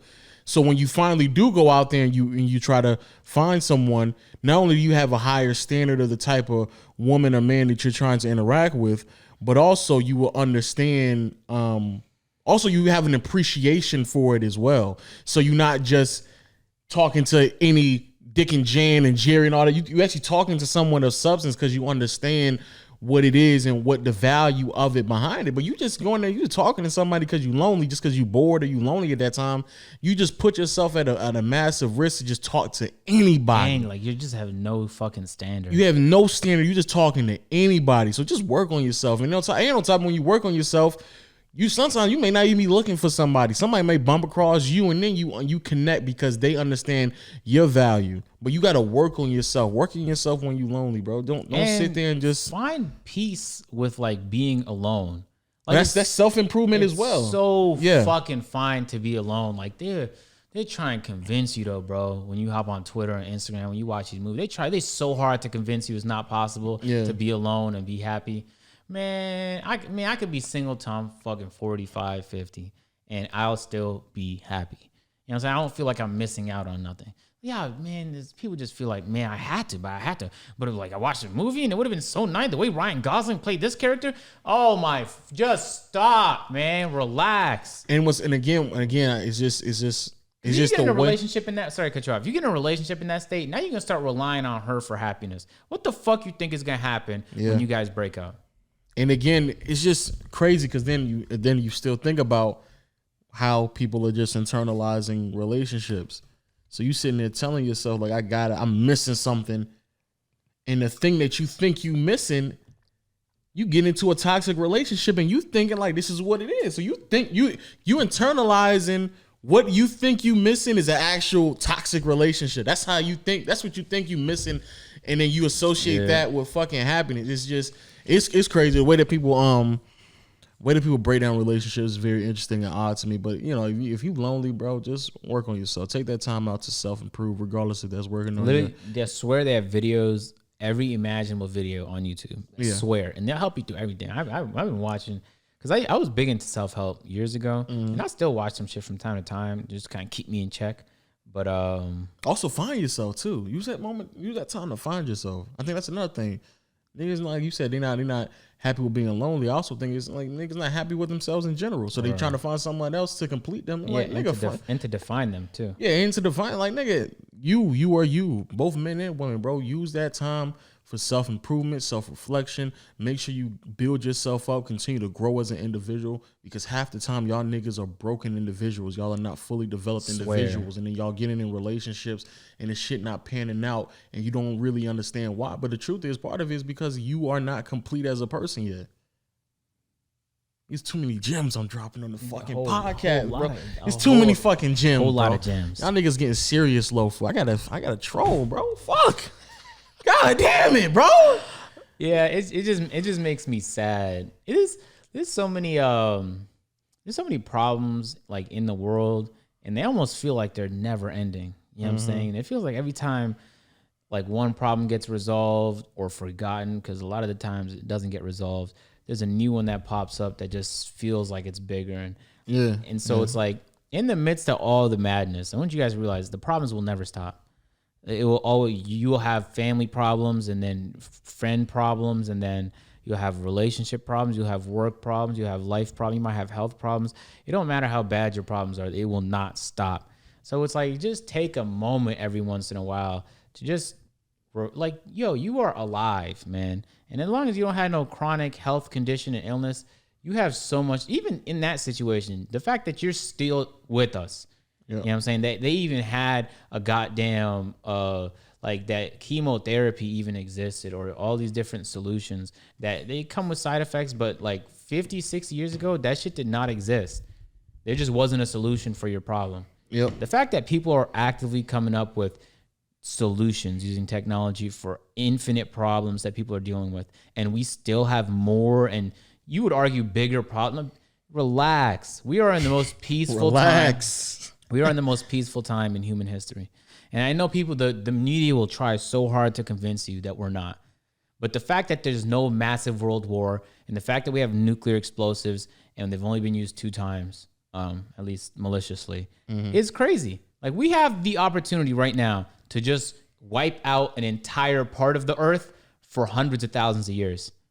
Like Chernobyl, 20,000 years. I think the year was 20,000. We can't re-enter Chernobyl for 20,000 years without risking your life.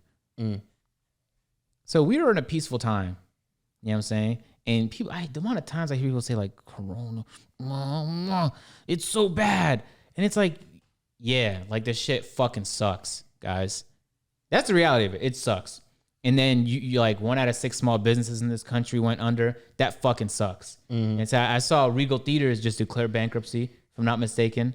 I read an article about that. It's like that sucks too. Oh, you know, so I had to cut to girl. You know, you can just rent out a whole theater for I saw that. Yeah, that's crazy. So you know they're down bad too now. Yeah, I tried to tell my girl that. I was like, niggas must be tough if you can just rent out a whole theater for $90. Like, nigga, goddamn. Yeah. So just for a moment. So we're doing that too. We could absolutely do that. I'm talking to me and my girl. Oh, okay. But you don't have to do that though. I went to a theater I'm doing it last week, and it was just us. We didn't even have to rent it out. It was just us. Yeah, could we just a moment just stop and think about what the word gratitude means and gratefulness? Hey, Jen, it's so easy. I hate when people just come up with any reason. Hey, Jen, it's so easy for you to look at the situation you're in. I was like this my whole life, guys. It wasn't no moment. It wasn't no success or clout or progress that made me happy. I've just always been like, man, it could be worse. And I don't give a fuck how bad your situation is. This shit can and sometimes will get worse. But that should not stop you from just being thankful that your mom is still there, or that you have your good friends that support you no matter what you're going through, or that even that there's people that could distract you from some bullshit that you're dealing with. Like there's so many more things to be grateful for than there is to be spiteful of.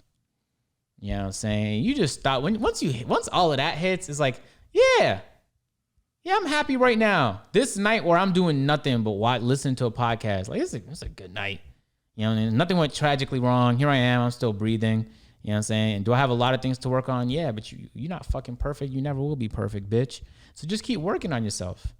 Right? That shit is so addicting to me, just working on myself. Yep. And every time I continue to do that, it's like I just see my life improve in so many different ways. But it's not the improvement that gets me excited. It's the fact that I'm learning all this shit during the process. Like your life is literally a process, and the result is death, guys.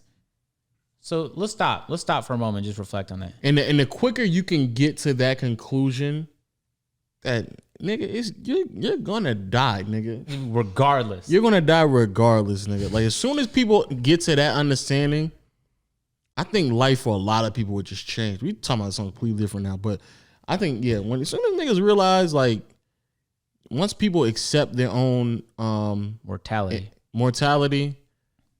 nigga, a lot of shit will not matter anymore, bro. You wasting your time. Yeah, you'll forget about problems you thought you had. Yeah, you concerned about a lot of shit that don't fucking matter, that won't matter when you die, bro. For a moment, just think about like 10 ways your life can get significantly worse tomorrow. And then think about the fact that hasn't happened yet. It could happen. But even if it does, you could think of 10 more ways it can get worse. It will not stop getting worse or better. And you don't have control over a lot of this shit. You could only kind of try and direct it in the right way, but you might fuck it up more. You don't know. And you know, I watch a lot of Jordan Peterson. That's one of my favorite things that he says. is he always tells people to he always tries to inspire people to be people that you can be relied on when tragedy hits. You know what I'm saying? Mm-hmm. Just be a productive member of the world. And that could be whatever, though. You could be a manager of a Walmart in a small town, or you could be the biggest fucking actor celebrity on the planet. Like, there's so many ways for you to have a productive life. No, y'all letting other people define you and your happiness. And I get it. Humans are social. You kind of rely on other people. And so it's like, you don't want to be an outcast, isolated by yourself all the time. But even if you were, would that be so bad? Would that be so bad? Some of y'all need to travel by yourself. If you're over 16, you just saying shit. I swear to God, bro. Some of y'all need to hit a country you never been to by yourself. And just make sure you read the travel guides and make sure you're safe. And don't pull up to Nigeria right now. You know what I'm saying? Read a couple travel guides. But yeah, for real. Davis wants us to talk about him for 5 minutes. What is there to talk about? Also, they want to talk about 2K. What's up with 2K? Would you put out a tweet? Yeah. Oh no, I was gonna say how Dominique's podcast doing better than Davis's podcast. Yeah, it's wild. It's crazy. It's almost as if like it was a better podcast. I think it was. I believe it was. And it's almost as if like, dare I say, Dominique has more clout than him. I wouldn't say that's a stretch. Okay. I just want to make sure. Yeah, without a doubt. Okay, I just want to make sure because that'd be wild if that was the case. And I think it is too. That's the crazy part. Listen, man. You know what I'm saying? I think Expect the unexpected. I shouldn't have been unexpected though. Niggas kind of cloutless. Crazy, right? Also, the Tory Lanez Met Deciding thing. Yeah. So catch me up on that. I watched Tory's live and I saw Meg tweet something about it. That's all I saw. What Tory didn't really say anything, did he? Like in his live, he said a lot of things, but he was also like, it was really a lot of what he said is just like, prove this to me or make it make sense, as if like he wasn't there. Like that's how he was talking. But that's for he did that for legal reasons. I get that. A lot of people were like, but Tory didn't like outwardly say he didn't do it. I was like, oh my God, you are the same people that think a charge is a conviction. So I can't take you seriously. I don't know why people thought he was gonna come in there and be like, hey guys, I didn't do it. Like, I don't know why people thought he was gonna say that. But he just wanted to inspire doubt, and he accomplished that, I feel like, in Meg's story. But I don't really give a fuck about the situation, to be honest with you. The only conversation that was relevant to me is the fact that people thought it was okay, and not only okay, but demonize everybody who was like, wait, hold on, can we hear both sides? And they were like, no, you don't even need to hear the other side. Isn't it so obvious to you? And I was like, yes, the fuck we do need to hear the other side. That's how life works. God forbid I get in an argument with you. You don't want to hear what I have to say? How is that going to end productively? Yeah. That was the only like relevant convo I thought was fascinating, when someone was like, hold on, but what's the other side? And if YouTube drama has taught me anything and taught Agent Beams or anything, it's like the other side is always important. That Chalk shit that we didn't talk about on this podcast, even though it looked awfully guilty, I still knew well enough to wait to see what the fuck Chalk said. And Chalk, for some reason, waited days to say something of significance. And then when he said it, I was like, interesting. I still don't believe him, but it was good to hear his side. That's what a reasonable human being should do. Y'all act so emotionally all the fucking time. It's like, well, I like this story better. Or maybe you just identify with the person saying it more. So it was like, I hope not. How you identify with somebody getting shot at? Because she's black and she's a woman, so black women might be more inspired to just believe it without. Oh well, black women, but the same thing as Tory Lanez. He's black and he's from Toronto. That's two things I am. So it's like I could have been more inspired to believe Tory. You mean like, nigga, fuck her, bro. She might deserve to get shot. Like Tory's my guy. I love Tory's my guy. I love his music, but it's like, hold on, let's wait till Tory said some shit. Meg said some shit. And that's how every situation should end, guys.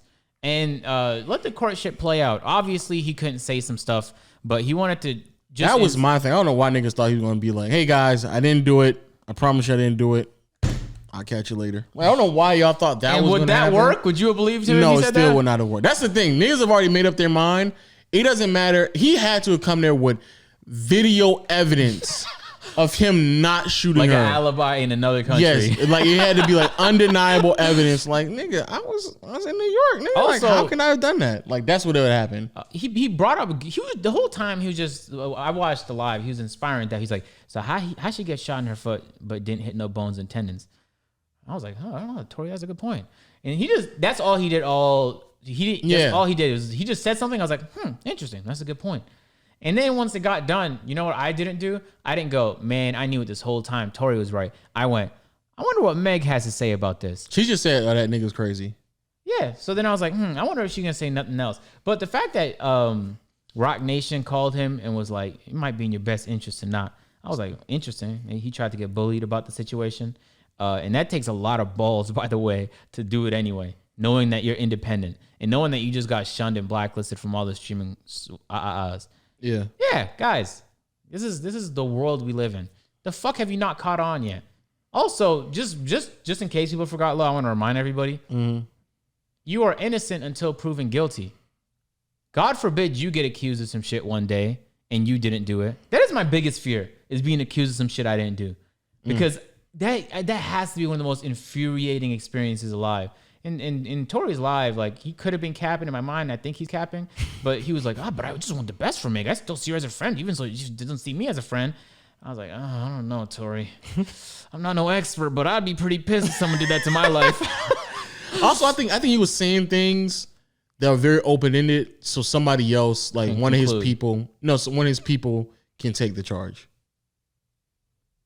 Oh, interesting. Yeah, that's my conclusion from it. My conclusion from it is everything he said in there could, technically speaking, be true.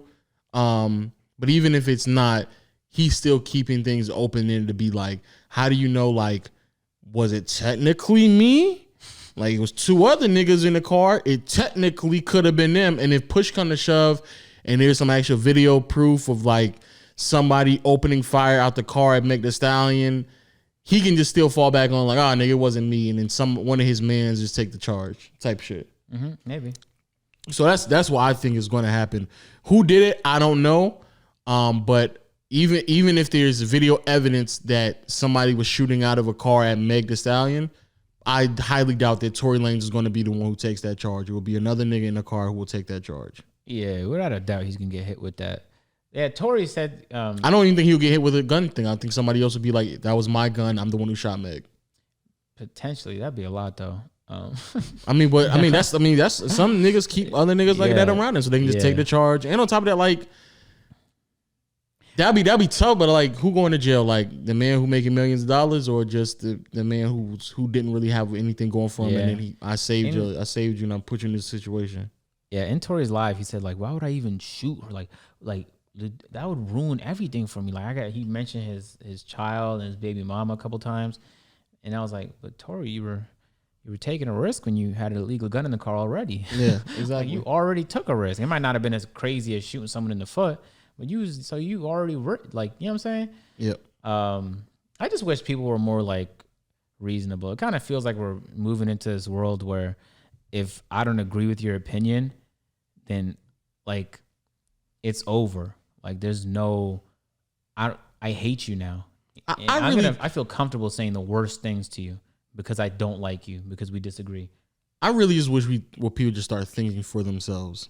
Like, Swear. I always wonder what people would think if, like, social media didn't exist and you just individually polled people. Nah, even then people, like, you know what I'm saying, your friends and your circle would still influence. Yeah, true, but like it's to an extent, like, it's worse. So yeah, it's just so worse. And it's like, if you thought for yourself, a lot of things that Tory said, like you said, wouldn't just make any sense. Like, I guess you wouldn't shoot her, but I mean, you had a gun in a whip. Like at that point, I don't think you really gave a fuck regardless of what was going on. Like that type of shit. Or like niggas saying, like, I have so much going on for myself, so why would I do that? And it's like, that's the same thing about like a lot of rappers who do crazy shit, but they still end up doing that shit. So like, yeah, just because you say that don't mean like it don't necessarily happen and shit like that. But then you turn around and be like, see, why would Tory do that? Like, come on, guys, he sat there and said that. You know what it is, Lo? People believe things and then they just hunt for evidence to confirm what they believe. Yeah, and which is it's the wildest thing. Very, very wild. He's not even, it ain't gotta be facts. It's like, I already have an opinion or a view on this topic, and all I'm doing now from that day forward is just looking for shit that backs up my beliefs, not the facts. My already set in stone beliefs that I don't even want to admit if they are right or wrong. You know what I think part of what fuels that is that people don't have their own identity. People's identity is so tied up in the groups that they're a part of. Exactly. And I don't know why I never grew up like that. You know what I'm saying? Like, I'm Canadian, I'm black, I'm from Toronto. There's so many different groups that you could categorize me in. But I never ever like identified so fiercely with anything that like it superseded my ability to come to any conclusion. So it's like I'm a guy, but if I hear something about another guy, I won't immediately look for evidence to defend because like that's my group. I'm in chess club. You can't say nothing about chess club. So it's like, first of all, you could be a part of plenty of different groups, but also have an identity, man. Like the groups you're in shouldn't define you. You should define yourself. And I think that's an American thing, though. I believe so too. I think it's more American, but it happens everywhere in the world. But I've noticed it's definitely American. An awful amount since I've moved here. Because that's how our policies are also built. Like not policies, our political parties are built. So this is a perfect example. Yeah, it is actually very polarizing. Which is crazy. 50 Cent said, and I quote, that 60% tax shit is fucking wild. Vote Trump. He didn't say that, but a leak came out saying he supports Trump. Yeah. And then in my mind, I immediately thought like, I wonder why 50 Cent said that. And I clicked on an article to read more about why 50 said that. But then I went on Twitter because it was trending and everyone was like, they had a whole list of black people that they just identified as anti-black and they threw fucking 50 Cent in the list. And they're like, you see, black men just want to support the patriarchy. Look at 50 Cent. Just because he's rich now, I'm stopping supporting his shit. And I just thought to myself, like, you didn't even make an attempt to understand what he had to say. Yeah. Let me make this point fucking clear to you. Taxes are wildly important. The reason why almost everybody I know that is in the top tax bracket left Toronto is because of the taxes. In some cities like LA makes so much sense to live in that people will decide the opportunities it brings is so high, it's worth the tax cut. But when you see Joe Rogan move to Texas and Stephen Graham moved to Vegas, it's because like, fuck it. It's not worth it. I'm telling y'all right now, you might not believe this because people are so determined to be a victim. Yo, you might not, okay. How do I explain this to people in a way that makes sense? Stop. What is the solution we're trying to figure out? How do we just become like a better system? Like we need universal healthcare. All that shit is important. I believe Canada has an infinitely higher quality of life than America. Okay. But the reason I live in America is because it makes infinitely more sense for me to live here financially. Okay. It just makes so much more sense. Yo, the amount of money I saved on loopholes that legally exist in taxes is crazy. So why isn't the solution plug in loopholes? Yes, that's the same concept. The same thing we had. Same concept. So that's point number one.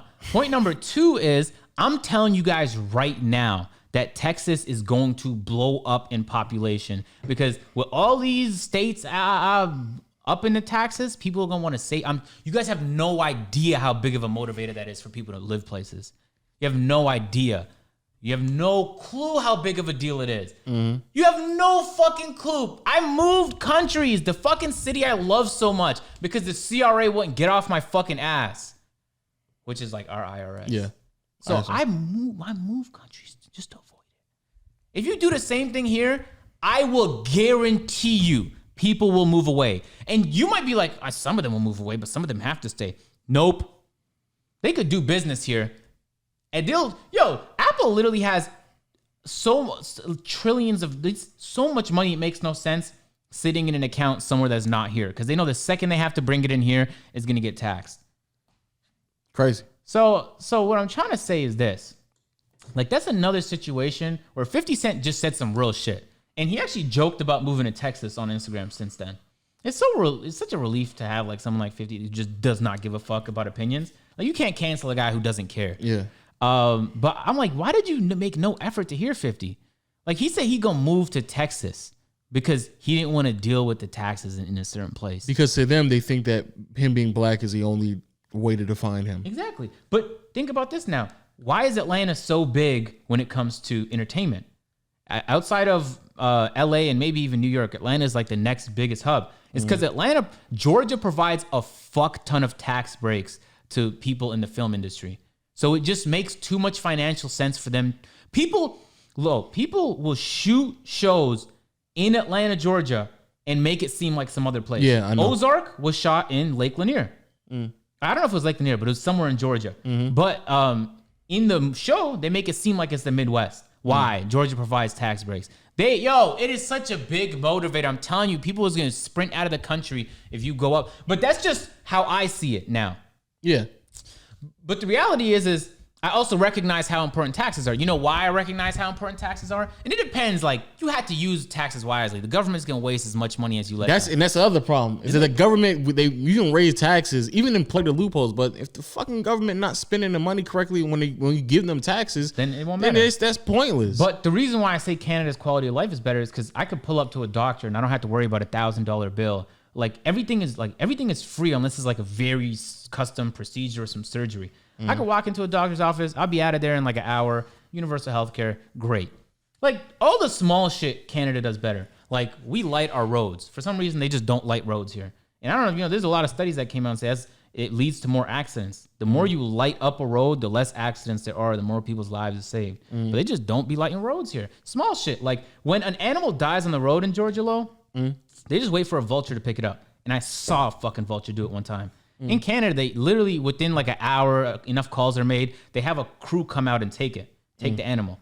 There's just a bunch of small shit that Canada does with its taxes that just make it makes it a good quality of living. But then, once you reach a certain tax bracket, you have to leave. You don't have to, but if your business is not tied to the fact that you live there, you're gone. You know what I'm saying? So, which is why you see a lot of companies moving.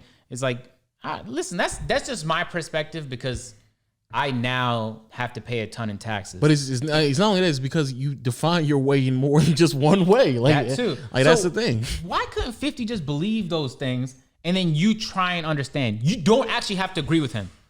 You don't have to agree, but you just have to listen.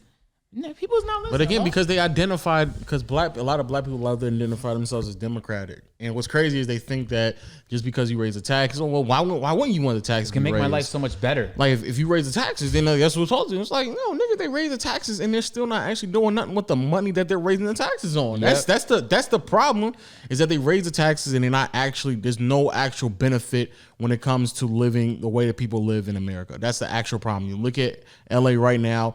Taxes are crazy, but there's plenty of streets all across the city where it's just homelessness is rampant.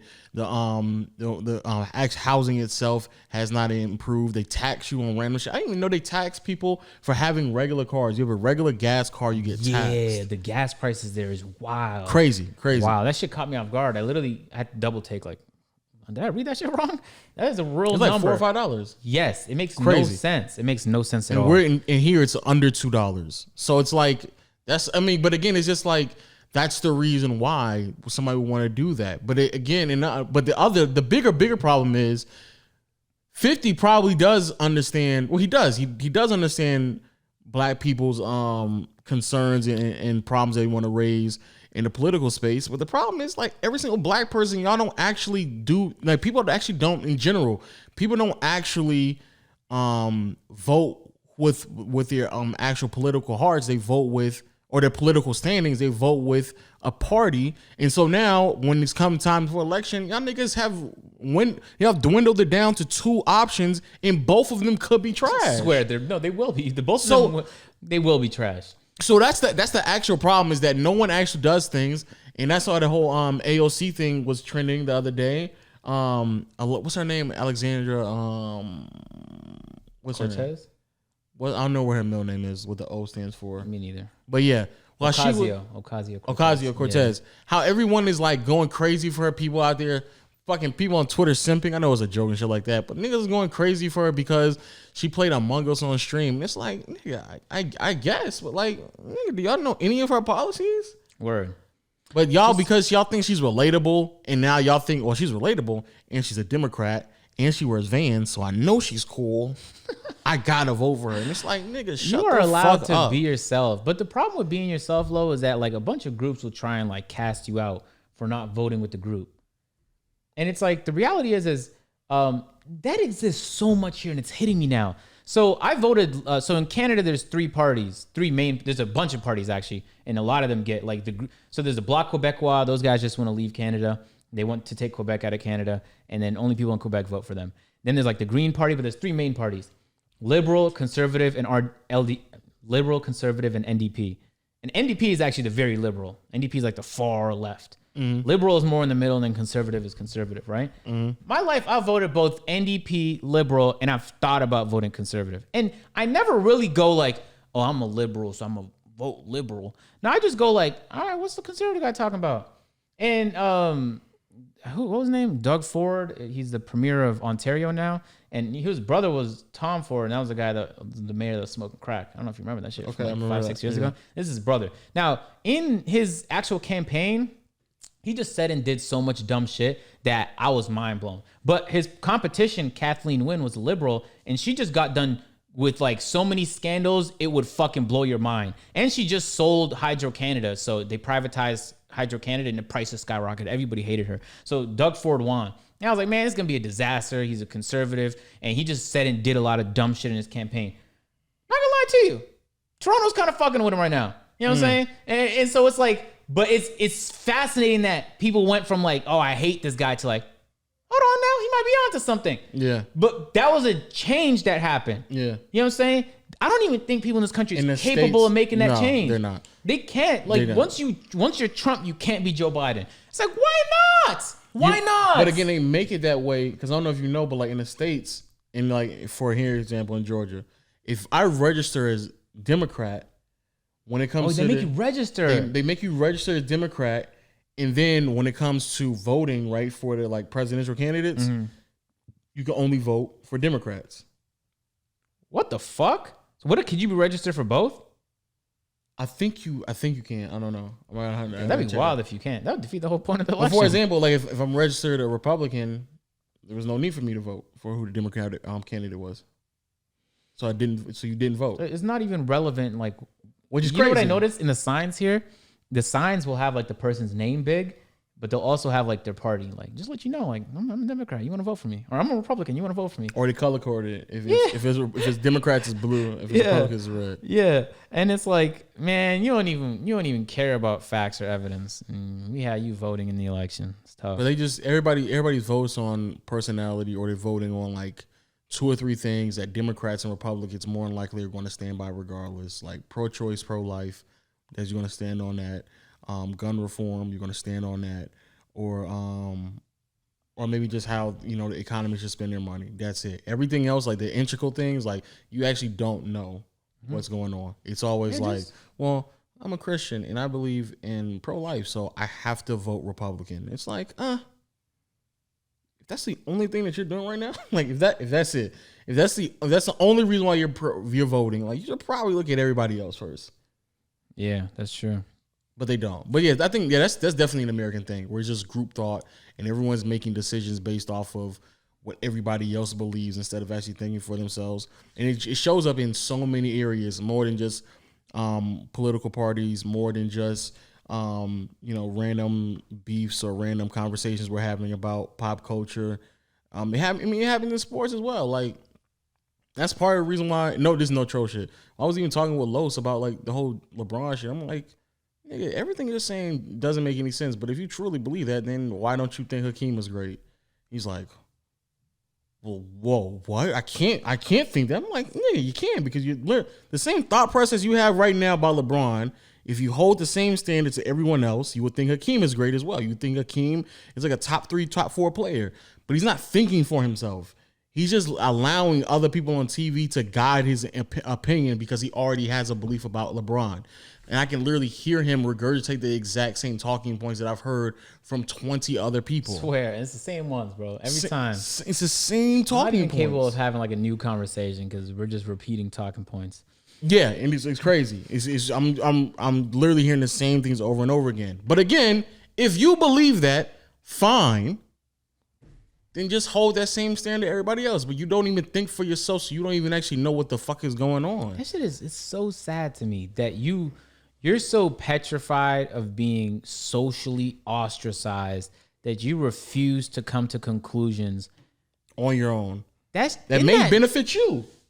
Swear. That's even worse, bro. That's even worse. My God. When it comes to politics, people be voting against their own interests. Not they be voting against their own interests just because of their inner circle. The people they're around are voting one way, and they don't want to be ostracized by the people they know. I saw that's the crazy part. Vote conservative because they was worried about taxes.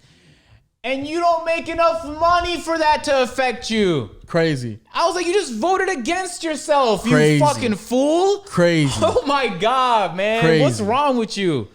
What is wrong with you, man? Because when Republicans get on TV and they get to talking about taxes, I'm like, all right, I hear what y'all saying. And I fuck with it because I'm like, I be getting that bag, so I fuck with y'all saying. But then when I see like middle America's like, oh, he's right about the tax, I'm like, nigga, that he wasn't talking to you, nigga. He wasn't.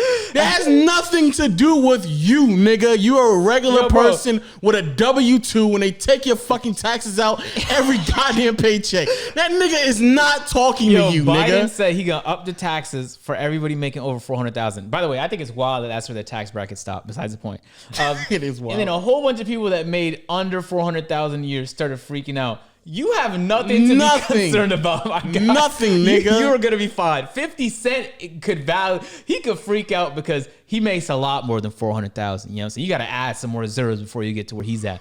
But it's like they don't even see it though because they're so caught up in like the group. The group already thought this though, so I can't even think otherwise. This is so refreshing to me.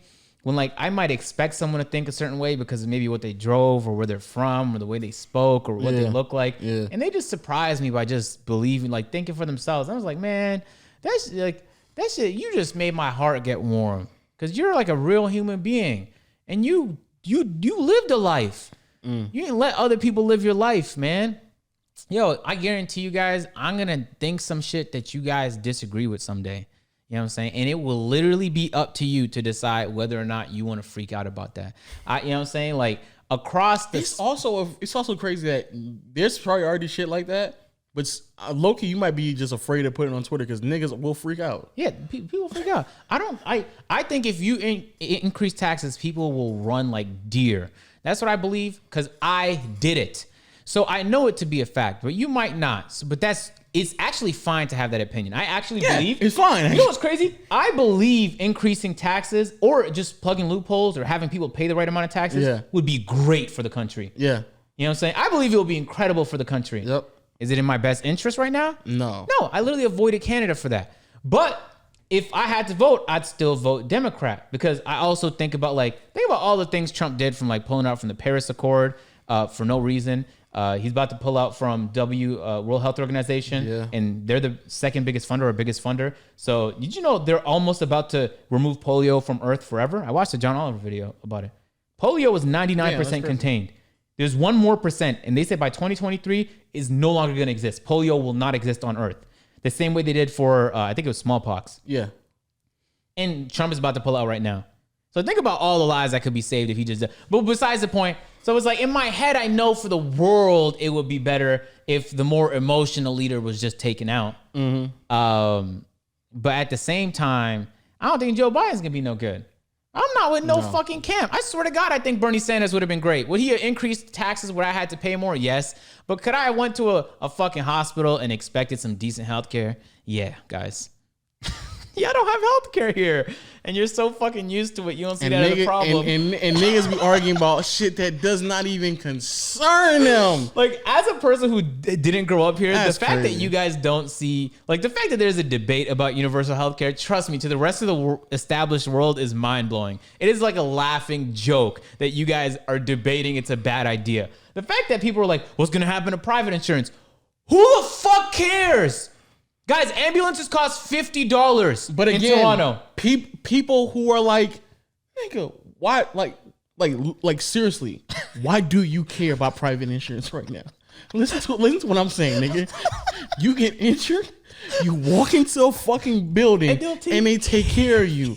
Nigga, shut the fuck up about private insurance, nigga. Like, I don't even want to. If I'm bleeding out, I can't call the $2,000 ambulance. I will have to call the $50 Uber and hope he gets here in time because I refuse, man. Literally, no cap low. I have these like marks on my leg, these black marks, and it might be because I have shin splits. I don't know what the reason is, but I haven't went to a doctor about it in 3 months because I don't like your healthcare system. In Canada, it would not have been like a thought.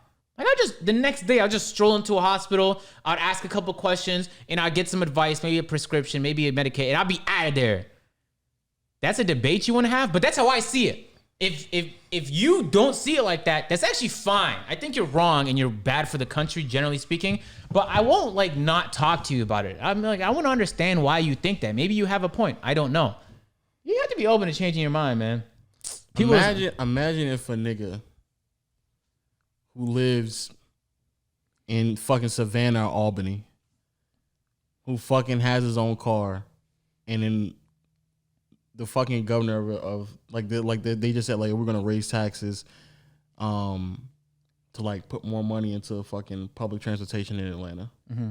Niggas like, whoa, public transportation in Atlanta? Like, nigga, you don't live in Atlanta. Like, niggas like, you don't live in Atlanta and you have your own fucking car to begin with, nigga. Yeah. Why? Like, that shouldn't even be a priority to you, nigga. You're voting off. There's no way you're voting off of like that shit. Like nigga, shut the like.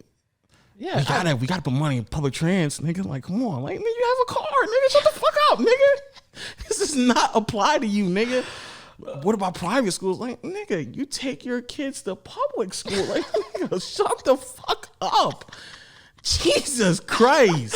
This shit is hilarious. I just watch people vote against themselves all the time. Their group did that shit.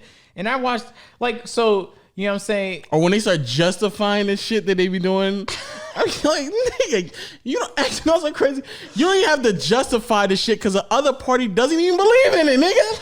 You don't even have to, there's an actual candidate who doesn't even believe in this shit. Here you are trying to justify and go through these fucking mental gymnastics to why this is okay.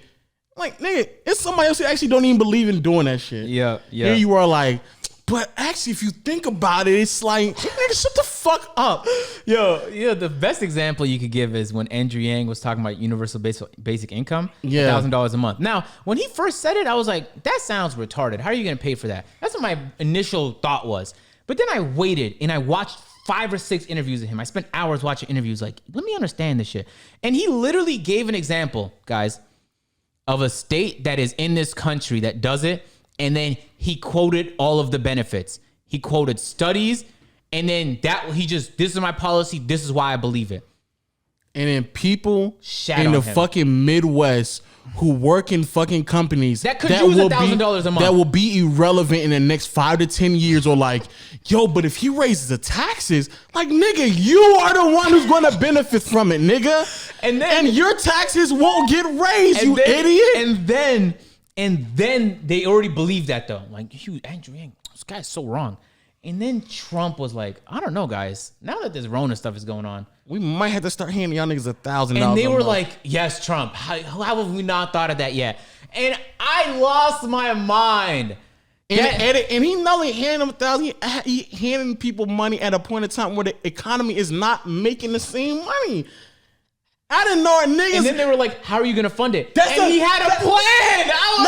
Not only that, I hate it when niggas are like, yo, but how are you going to fund this? And then in a point in time when the economy is struggling, nigga, they still found money, nigga. You're telling me all this time y'all niggas trying to figure out where they're going to fund this shit, and then at a point in time when the economy isn't booming, they still found the money they can't hand y'all niggas this shit? Mm-hmm. Stop it, nigga. This is literally, no cap. The amount of money America makes at this moment, it's not even close. It's like that's like when fucking like the niggas that do watch basketball. That's like when a fucking millionaire, billionaire owner is like stressing about having to pay a few $1,000s over the luxury tax. Like, where am I gonna get this money? Like, nigga, nigga, you serious right now? You don't want to spend the money for a team that you bought to potentially win, nigga?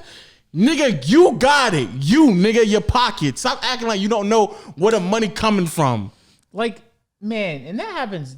All of that happens so frequently. It's scary. Crazy. So it's like, and then every once in a while there'll be like a politician where I feel like, man, if only he got elected or she got elected, that would make so much sense. And then that happened. That was Bernie Sanders, in my opinion.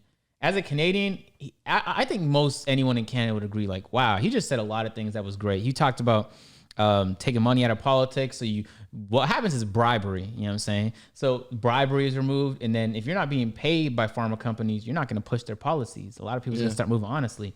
And so it's like, in my opinion, that would be the biggest change any one politician can make, is taking the money out of politics. So you can't, if you're a company, you can't quote unquote lobby and pay a politician to act on your behalf. And then he lost because the Democratic Party literally, in the most like maniacal, evil way possible, just put Hillary in front by every metric, lied about the guy in every which way. And then Hillary lost. Y'all had the guy that I thought was gonna fix the shits, and and then I'm not even gonna say the person name. I was in Discord with somebody and they were literally saying, yo, like, we can't raise minimum wage to $15 an hour because like that's gonna like persuade fewer people to go to college. I was like, nigga, first of all, nigga, you're fucking 20 talking to me, nigga. He's helping you right now, nigga. Us doing going up a minimum wage will help you. But then I'm like, nigga, have you stopped and done the math? Nigga, if I paid you $15 an hour and you worked 40-hour weeks, you did it for a whole year, nigga, you still be making under 30 grand, nigga. Are you crazy? You think that's gonna stop people from going to college? You think niggas going to college for 30? Come on now. You think niggas are going to college to barely make over 30,000? You think they're gonna tell themselves, I was working at McDonald's for the rest of my life? Like, nigga, shut the fuck up, nigga. Yep. Shut up. Nigga, you're in your early 20s. They talking about benefiting you, nigga. You talking about all of a sudden, I don't know, man. I don't know. The price of fucking McDonald's hamburger might go up. Like, nigga, what, 50 cents to a dollar? Like, what are we saying, nigga? I watched Joe Biden in a matter of 3 minutes say these two things. I can't talk about politics right now. Which is wild. I watched Joe Biden say in the first debate, 1 out of 6 businesses fell under because of the Rona. Mm-hmm. And then in the next 3 minutes, he said, so that's why we're going to raise these corporate taxes. I was like, Biden, did you hear yourself? Did you hear what you just said? Plug the fucking holes. The guys struggling aren't the problem. God damn. And then the solution will come along. Andrew Yang came from that environment and is like, there's no reason Amazon should be paying zero in taxes. Trump literally, we found out that made guy pay $700 in federal taxes. And it's like, the solution was right there, was a guy who was inspired to get these companies dodging to pay. And then we're like, I don't even know if I want to vote for him. I don't know. I think Joe Biden might be the best bet. I think Biden is just a bad politician regardless. Yeah, I think he's bad at communicating, which is a crazy problem for a politician. Yeah, but that's what I'm saying. That's why he's bad at being a politician. Like, yeah. I think he's just really bad at it because he just doesn't know how to communicate. Because it's literally like saying like Ben Simmons has only attempted 5 3-pointers a game for his entire career in 3 years. So what we need to do is get another big man for the Sixers. Like the other big man is going to do. Yeah. And you didn't stutter enough, by the way. Oh, my bad. What we should do is get another big man next to Embiid, right? Right, guys? Right. Guys, in my ear. Is that right? And then get rid of JJ Redick. And bring in a worse 3-point shooter. And let's, you know what? While we're at it, let's pay Tobias Harris max money. That's literally what Elton Brand just did. Elton Brand said, you know what? And then a 76er fan is like, that makes sense. I'll vote for Elton Brand. Yeah, that's what y'all niggas did. Y'all niggas gassed it up that Sixers roster this season. Niggas said this nigga Simmons doesn't shoot. So you know what we're gonna do? We're gonna get rid of the best shooter we have on our team.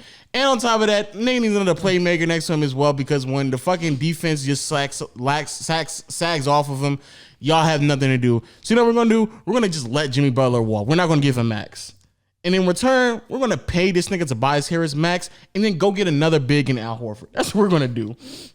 And y'all was like, oh, y'all see how they getting big over there? You see the improvement? You see how they get like nice and big? You got Embiid, Simmons, and Horford, and Tobias. All them niggas like 6'9". Like they got rid of JJ Redick. Fucking defense. He was a defensive liability. Be such a problem. They got rid of JJ Redick. He was a defensive liability. Hey, dickhead, defense wasn't the problem last year, nigga. Niggas are retarded, bro. Guys, you're allowed to think whatever. And I'm allowed to think whatever about what you think. I saw Chris Pratt under fire today because he thought some shit that people didn't like. And I was like, I ain't like that shit neither, Chris Pratt. I'm going to watch your next movie because you're still a good actor. You know what I'm saying? What the fuck happened where people just forgot that they can live their own life? What happened, man? No, you got to think like me, nigga. I have to? If you don't, I ain't supporting nothing you do anymore. Yeah, because when I put out a tweet and I said, like, that Tory Lanez album was fire, how did that become a statement about domestic violence? Yeah, you love beating and shooting women, huh? That's what you love? I heard both spectrums. Like, yeah, but fuck her. She lied. Fuck that bitch. And then I also heard, so agent, you really think it's okay to shoot women? And I was like, I don't think neither, though. Let me delete this because I don't really want to be in this conversation right now. Because me personally, I like kind of my own conclusions. And given the fact that we don't have the facts, I can't do that yet. No, but I'm surprised you were able to, though. No, that was your stance, though. That was your stance. And it's like, bro, oh my God, this world fucking sucks sometimes. I swear it sucks. And then when I see people like Joe Rogan, when I see people like 50 Cent, when I see people like Dave Chappelle, just unfiltered, just able to speak their mind and their truth. It's so refreshing to me. It's so refreshing because it's like, man, they'll take any opportunity to just shoot you down. You don't like the way Dave Chappelle said this joke? They tried shitting on Chappelle for 3 specials straight over some shit he said. And Dave Chappelle tried saying he had nothing against trans people, but the joke was funny. And people made it into a problem regardless. But I love the fact there's more and more people who are like, man, that's fucked up that you was offended and all, but that shit was low-key funny, nigga. Yes. Let's enjoy the joke. And just to let you guys know, when you really go to the extreme, you make everybody in the middle like rethink their position. Which is also very true. Because I thought I was a liberal my whole life, but then I saw what the far side looked like, and I was like, I'm actually way more moderate than I thought I was. I call myself independent. Because I don't really want to be associated with what you got going on right now. That's what you end up doing when you think you're like making the world a better place. I was on, I told you a story a while ago about the girl I matched with on one of them dating apps. She was a lawyer, and she was trying to, and on the thing I wrote moderate, just because like, I don't think I'm neither, but they didn't have an option for that. Independent, yeah. Yeah, so I wrote moderate, and she said, well, tell me why you're moderate though. And then I told her, I was like, I just believe like things from both like parties believe usually. And she's like, all right. And she's a lawyer, so she's good with her words. So I was trying to be good with my words too. Okay. And then she made me feel like a bad person for not believing the exact thing she believed. And I just thought to myself, like, do you do that to everybody you talk to? Because that's fucking exhausting. Because even if I disagree with you, I think universal healthcare would be great for the country. You know what I'm saying? But if you don't think so, you would be helping me out. Because that means I don't have to pay more in taxes. That's how it's going to have to pay. It's going to be taxes. You know what I'm saying? Your tax. Do you know we have a 13% sales tax in Ontario growing up? 13%. It's 6% here. Which is crazy, right? I went from paying like 45% total income, like after everything, to like maybe 25 here. So chill. So I'm trying to let that breathe for a second. 45 to 25. You tell me, nigga just dropped 20% in taxes, and I'm supposed to vote for a nigga that's saying raise them? You crazy, nigga. But it's like, in my opinion, I still would have voted for Bernie, even though it wouldn't be in my best interest, because I think it would be in the country's best interest. But that's just my opinion. I don't believe everything Bernie says. Some of the shit he says is outlandish. I don't think Bernie needs to remove all college debt. I think Bernie needs to put a cap on it, like 50,000.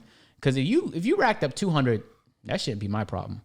Personally, that's how I believe it. I just think the price of college in general should be that lower. Too. But you know who's tackling that problem? Andrew Yang, and he didn't get voted in. So it's like, but I'm so fine believing And you know what's crazy? At any point, someone could leave a comment or I could have a conversation, and my mind can change. Mm. Like maybe universal healthcare isn't what's best. Yeah. Maybe like it's too much of a burden on Maybe lowering the taxes is better or higher the tax. I'm so open to my mind changing, but I need evidence though. Is there a study that came out? Is there proof? Has another country tried something? You know what I'm saying? Like, there was evidence that what country was it in South America? They had a horrible drug problem. And instead of trying to put everyone in prison, war on drugs, instead they took all that money and then used it to rehabilitate people and try and give them a sense of community and purpose so that they didn't rely on the drugs. And turns out that was a way more effective strategy. But before I seen the evidence of that, you couldn't have convinced me that. Because in my mind, I'm thinking a pretty good deterrent for not doing dumb shit is the fact that there's consequences. But a whole bunch of science said otherwise. The government went with it. And I forgot which country it was because I read about it years ago. But it's man, if you learn anything from this podcast, is don't be afraid to be alone and come to your own fucking conclusions, guys. God damn it. You know what I'm saying? Your life is worth living. So stop living the shit for other people. I've been living just to be associated. Oh, these guys still think I'm with them, right? Yeah, y'all niggas is weirdos. But that's it, bro. And the crazy part is some of y'all don't have nothing to lose, by the way.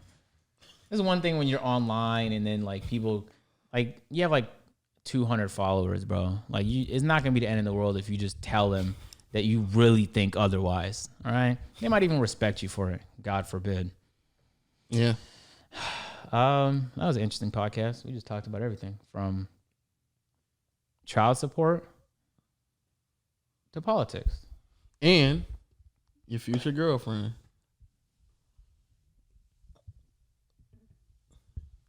I was just too serious this pod. I had to troll at the end, bro. Come on now. Your future girlfriend. Yep. Talk about everything. I don't want to look at you the wrong way. People might think I'm thirsty or something. Let me just keep to myself. So, with all that being said, people, thank y'all for joining us on another audio adventure here on the Peer to Peer podcast. Any last words? No, I just said my last words. All right. No shout out to Dominique. Anyway, shout out to all my audio people out there on all platforms, Spotify, Google Play, Stitcher, little lot of Audio Mac too, you know what I'm saying? Apple Podcasts, rate us a 5-star, put Fiji water, thirsty agent in the building. Also, my people out there on YouTube, make sure you hit the subscribe button, leave a comment in the comment section below, thumbs up, and after you do all that, make sure you hit the notification bell so you can join. Know the gang. And all my people out there on Twitter and on Instagram, word of mouth people, y'all holding us down strong always, all the time. Make sure y'all continue to spam up Dominique's, IG page. Put this nigga So put this nigga be the wingman now. I had to carry the load on the wingman. Go ahead, guys. I guarantee you, I guarantee you, I'll never need you guys to do that. All right. But you needed me to bring it up here. Why did I? All right, you're not giving me my credit. You're not giving me my credit. I need that. That's what yes. I don't need shit. You're lonely, bro. You needed me. I just told you, man. You know what I'm saying? I'm dead. I want to be lonely though now. You know bro, you need it. You needed me to guide you. I'm in my celibate bag for the next month. Y'all both can be in your celibate bag together. No, I'd be too tempted if I was fucking with any woman. But she'll hold you down. She'll hold you strong. God, you nah, not yet, babe. No, that'd be horrible. I'm saying, what, bro? If you told your girl you trying to be celibate, if she really held you down, she'd be like, all right, we're gonna do this together. But that'd be crazy. Right? Oh my God. Yeah, exactly. I don't think that would happen though. That's being celibate and fucking with somebody is a little selfish. No, but what if she was like, I agree with you, babe. We need to focus. We get this celibacy thing, knock it out the park real quick. I don't think not down a couple of months of celibacy, then we get right back to the action.